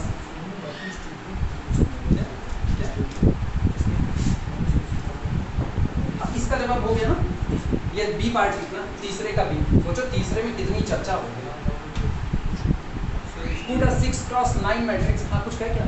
स्टूडियो जो दिन डाउनलोड किए थे है भी नहीं अनइंस्टॉल कर दी, स्पेस बड़ा कर नहीं अनइंस्टॉल किया, देख रहा हूँ उसी में सेटिंग अनइंस्टॉल कर। जो शेयर लगता है ना वो स्टूडियो से लगता है। तो स्टूडियो तो लैपटॉप में खुल जाएगा। उससे पेमेंटिंग किया लेकिन साफ नहीं हुआ। चलो शाम तक फिर देख लेते इसमें। ऑफ करना बनता है ना, नहीं तो लोग फिर उसी इत्मीनान में वीडियो डाउनलोड करके रखेंगे और फिर ये लोग कहेंगे इत्मीनान से देखेंगे। काहे देखोगे इत्मीनान से? हम इत्मीनान में नहीं है तो कैसे हो सकते हो? कहते हैं ना दुनिया में अपने घर के सामने एक गड्ढे की डिमांड तब करो जब पड़ोसी के सामने 2 गड्ढे की डिमांड आ रही हो। बचपन में यही कहानी सुनाई जाती थी। एक लोग थे, उनको एक तो संघ मिली, उस संघ का ये हाल था, जय बार बजाओ कुछ मांग सकते हो, लेकिन जो मांगोगे पड़ोसी के यहाँ तो उसका जस्ट डबल मिलेगा। तो ये बात इनको थोड़ी सी बाद में अखरनी शुरू हुई। पहले ये क्या किया ना, पहले ये मांगे कि मतलब शुरुआत में हमको इतना धन मिले तो पड़ोसी को 2 गुना मिला, फिर इनको इतना मिले पड़ोसी 2 गुना, पड़ोसी और अमीर होते गए और अमीर होते गए। तो एक दिन इनको तरकीब सूझी, कहते हैं ना निकिस्ट आदमी, गाँव का आदमी ना बहुत निकिस्ट कोड़ी ये कहा जाता है। गांव में बड़ी फेमस, मतलब वैसे तो बात गलत है भाई, बीमारी जैसे कुष्ठ रोग होता है जिसको गांव में कोढ़ कहते हैं, वही बीमारी, लेकिन गांव में इसको इस्तेमाल करते हैं उस पर किसी को उलाहना देने के लिए। अगर कोई आदमी बहुत दुश्मन है, कहते हैं यार एकदम मन एकदम निकिस्ट कोड़ी बने हुए हैं, ये कहा जाता है। तो उस पर अब इनको वो चुल पड़ी कि हमसे ज़्यादा अमीर कैसे होते, कहीं मेरे घर के सामने 1 कुआं खुद जाए, पड़ोसी घर के सामने 2 कुआं खुद गया, फिर क्या मेरी 1 आँख फूट जाए, पड़ोसी की दोनों आँख फूट गई। मांग तो रहे थे दोनों, पड़ोसी दोनों गड्ढा में गिर के मर गए, ये अपना बैठे पूरा रात तो अभी उस कंडीशन में ना हम आ गए हैं, इनकी वाली कंडीशन में, लेटेस्ट वाली कंडीशन में कि हम आराम में नहीं है तो तुम आराम में कैसे रह सकते हो? वीडियो अपलोड हुआ है, तुमको देखना पड़ेगा। यूनिवर्सिटी आराम में नहीं है कोरोना में, तुम कैसे? बी पार्ट का could a 6x9 matrix could a 6x9 matrix have a two-dimensional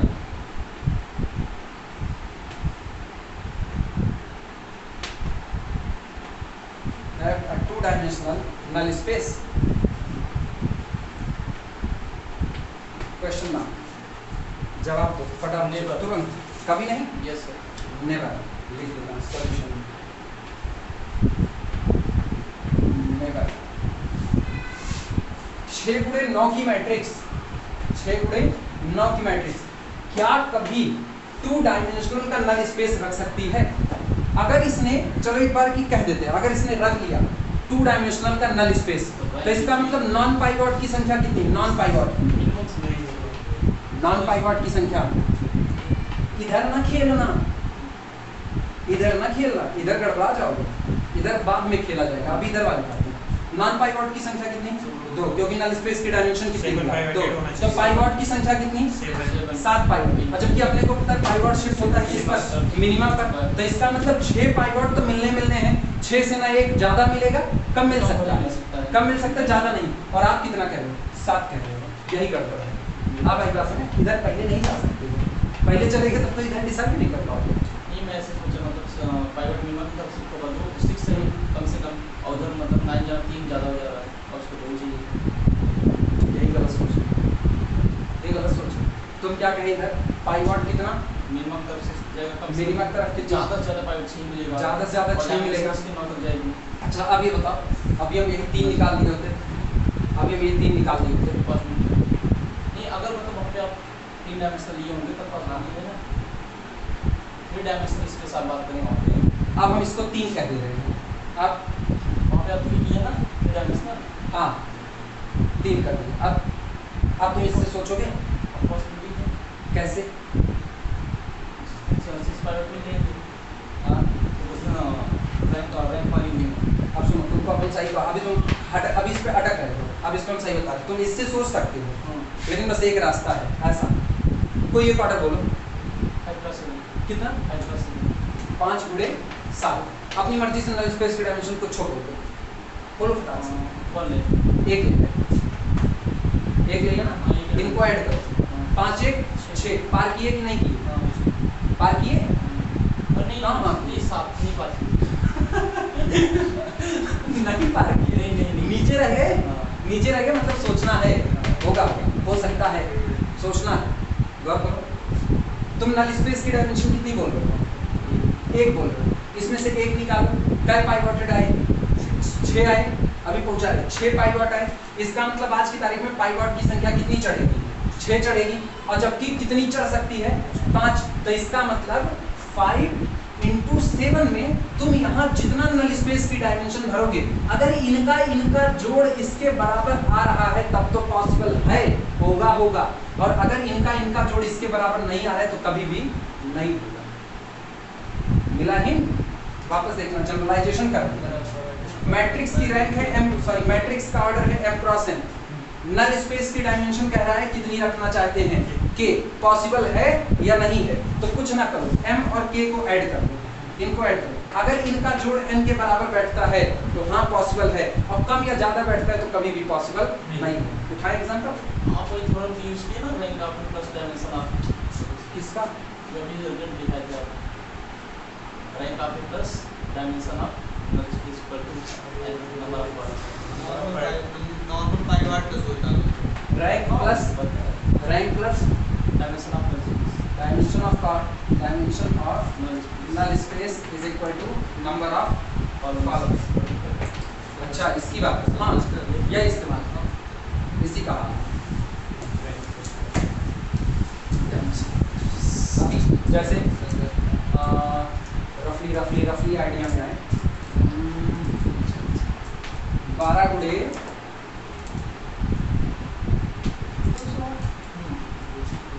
208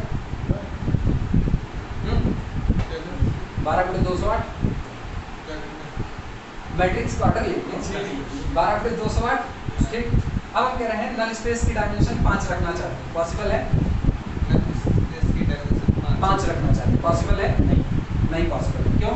12 5 17। कहाँ जाना है? 208। बड़ी लंबी डगर पनघट की। अगला 100, अभी नहीं पॉसिबल है। 118 नहीं पॉसिबल है। 200 पॉसिबल है। कैसे पॉसिबल नहीं पॉसिबल है। 212 212 208 हो गया। अपने को 212 मिल रहा है और चाहिए कितना? सर इन दोनों में जो पाइवट होता है, मतलब 12 से कब शिफ्ट हो गया तो पाइवट पाइवट 12 से तुम्हारी बात हाँ हो सकता है, चेक कर ले रहे हैं, हो सकता है हम ही गलत हों, वैसे हम अक्सर गलत होते हैं। 200 नल स्पेस की डायमेंशन कितनी? 200 मान लिए। तो इसका मतलब हो गया कि नॉन पाइवट कॉलम की संख्या कितनी? और नॉन पाइवट कॉलम की संख्या 200। पाइवट कॉलम की संख्या कितनी? 8। ठीक, पाइवट की 8। रो की संख्या कितनी बैठ रही है? 12 बैठ रही है।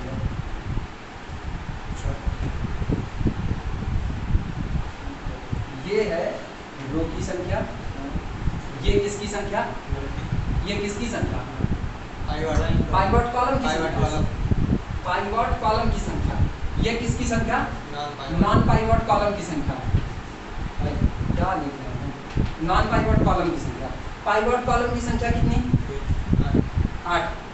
जितने पाइवट कॉलम होंगे उतनी ही पाइवट रो होगी। तो पाइवट रो की संख्या कितनी हो गई? 8 हो गई। ठीक, तो नॉन पाइवट रो कितनी?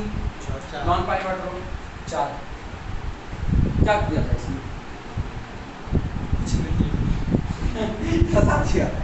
कुछ किया जाए? क्या पॉसिबल है? कुछ नहीं पॉसिबल है। सोचो, कहीं गलती हो रही है कि कॉन्सेप्ट का झोल आ गया? कॉन्सेप्ट का जोड़ क्या है? हम अपनी तरफ से कोई जवाब नहीं देते। मेरे अकॉर्डिंग ये होगा जिससे आप नल स्पेस ले रहे हैं, इनका जोड़ इससे ऊपर निकल जाए तो पॉसिबल है। हाँ, इक्वल या ग्रेटर हो जाए पॉसिबिलिटी होती है। इक्वल और ग्रेटर पर पॉसिबिलिटी है, कम पर कोई पॉसिबिलिटी नहीं है। ये चीज ना मेरे कॉन्सेप्ट हाँ सही है। चलेगा, यही रहेगा। चेक कर लेते हैं कहीं और पर ना, हो जाएगा ऊपर। अच्छा, उसी पर आते थे फार्मूले पर। फार्मूला क्या था? Rank plus dimension of column space of, नहीं, dimension of null space of is equal to number of column. यही तो था। टोटल कॉलम 208, मतलब अपने को यहाँ तक पहुँचना है। इक्वलिटी पे सोच, यहाँ तक पहुँचना है तो नल स्पेस की डायमेंशन और रैंक। अच्छा नहीं गड़बड़ नहीं होगा, तो बता रहे हैं अपने को रिलेशन चाहिए नल बराबर। मिनिमम तो 12 तक रैंक आएगी। 12 से कम जब इधर कम ऑलरेडी पहुंच ही नहीं पाओगे, फिटनेस तो इधर भी ऐसे करना पड़ेगा, इधर तो बढ़ेगा नहीं, कम ही जाएगा जम में पहुंच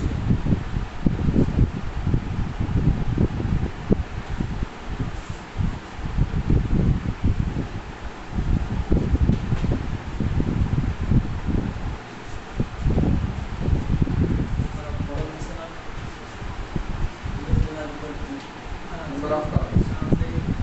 अरे नल स्पेस ऑफ ए की डायमेंशन में कुछ जुड़ रहा है तब आप कॉलम की संख्या तक पहुंच रहे हो। तो इसका मतलब ये डिमांड करे भैया कुछ दे दो तो यहाँ तक पहुंच जाएंगे, अदरवाइज नहीं पहुंचेंगे। तो पहुंच जाएंगे तो बराबर, और नहीं पहुंचेंगे तो लेस देन बने रहेंगे। तो dimension of null space of A number of column से हमेशा कम बैठेगी या बराबर बैठेगी, ज्यादा नहीं बैठेगी। सोचो अभी जब भरे थे तो अभी नल स्पेस की डायमेंशन कितनी भरे थे, पॉसिबल था, कम है ना, टोटल कॉलम की संख्या से कम है। अच्छा अगर हम इसको भर दें 209, अब नहीं पॉसिबल, अब नहीं पॉसिबल है क्योंकि अब ये रिलेशन मिल चुका है। इंक्रीज कर जाएंगे। ऊपर नहीं जाना चाहिए, मतलब जितना आप नल स्पेस की डायमेंशन बढ़ो, इसकी भी जरूरत नहीं, हटा इसको, ये भी नहीं, फालतू का काम से हटा दिया था, मेरे दिमाग का छोड़ था। इधर नल स्पेस की डायमेंशन जो लगाई जा रही है उसको केवल इससे कंपेयर करा दें। अगर ये कम रहता है, अगर ये कम रहता है तो आज की तारीख में पॉसिबल है, अदरवाइज नहीं। अब उस पर देखते हैं जो सवाल पूछा था। सवाल में क्या था, अभी देखो ना, अभी ऊट पटांग चल रहे हैं। 6 गुणे 9 नल स्पेस की डायमेंशन कितनी कहा था, 2 कहा था। अब तो देखो ये तो कम लग गया, ये कम हो गया, ये ऑलरेडी कम है हाँ और कम हो गया। तो सोचो, नहीं रुको, ये बात है तो सही, रुको, इतना जो दौड़ा रहे हैं दिमाग को ना, इतना इसलिए दौड़ा रहे हैं कि हर टाइप से ये खोद करके निकल जाए जहाँ गंदगी फंसने वाली है। पहले तो ये दिखाए, पहले इक्वलिटी दिखाए, इक्वलिटी फ्लॉप अभी कर रहे हैं, अभी फ्लॉप कर रहे हैं, ठीक। अब इसका भी हाल देख लो, हमने कहा dimension of null space of A less than और equal to number of columns, total column की संख्या से कम। इसका मतलब यहाँ से एक रिजल्ट ये निकलता है कि जितना नल स्पेस की डायमेंशन बोले वो अगर इससे कम रखेगा तो पॉसिबल, बराबर रखेगा तो भी पॉसिबल है, ऊपर कर देगा तो पॉसिबल नहीं है। लेकिन एग्जांपल में दिख रहा है टोटल कॉलम की संख्या कितनी रखा, 9 रखा, और नल स्पेस की डायमेंशन कितनी रखा, 2, कम रखा कि नहीं, इसको तो सेटिस्फाई कर रहा है। लेकिन ऐसी तारीख में जो ये पूछे हैं, इस तरह नल स्पेस की डायमेंशन कभी भी पॉसिबल नहीं हो सकती है। इसका मतलब ये बात कहना तो सही है, लेकिन इससे सवाल की गहराई तक उतरना सही नहीं है। आई बात है समझ में? तो सोचना पड़ेगा ना बार-बार। हाँ, आप इसको नहीं छोड़ सकते, ये नहीं छूट सकता। रोग की संख्या छोड़ दिए तब तो पता चला आपने घर का सबसे बड़ा बुजुर्ग छोड़ दिया, इसको छोड़ने से काम नहीं चले। ये डिसाइड करवाएगा कि आप कितना सही जा रहे हो, कितना गलत जा रहे हो। कम वो जो घर में बड़े बूढ़ होते हैं वो हरदम टोकते ही तुरंत किसी का देख ले हाथ फलाने ना ही पता चले घरों के लई के उर्द जगरे डाल कर तुरंत टोकेंगे, वो हाल इनका, इसको आप नहीं छोड़ सकते ना। बहरहाल ये तामझाम निकला, इसके केस में तो नेवर होगा। कल फिर इसके ऊपर चर्चा और बढ़ाएंगे, इसी पे रोका जाए इसको। ये दोनों कॉन्सेप्ट गलत है, जोड़ वाला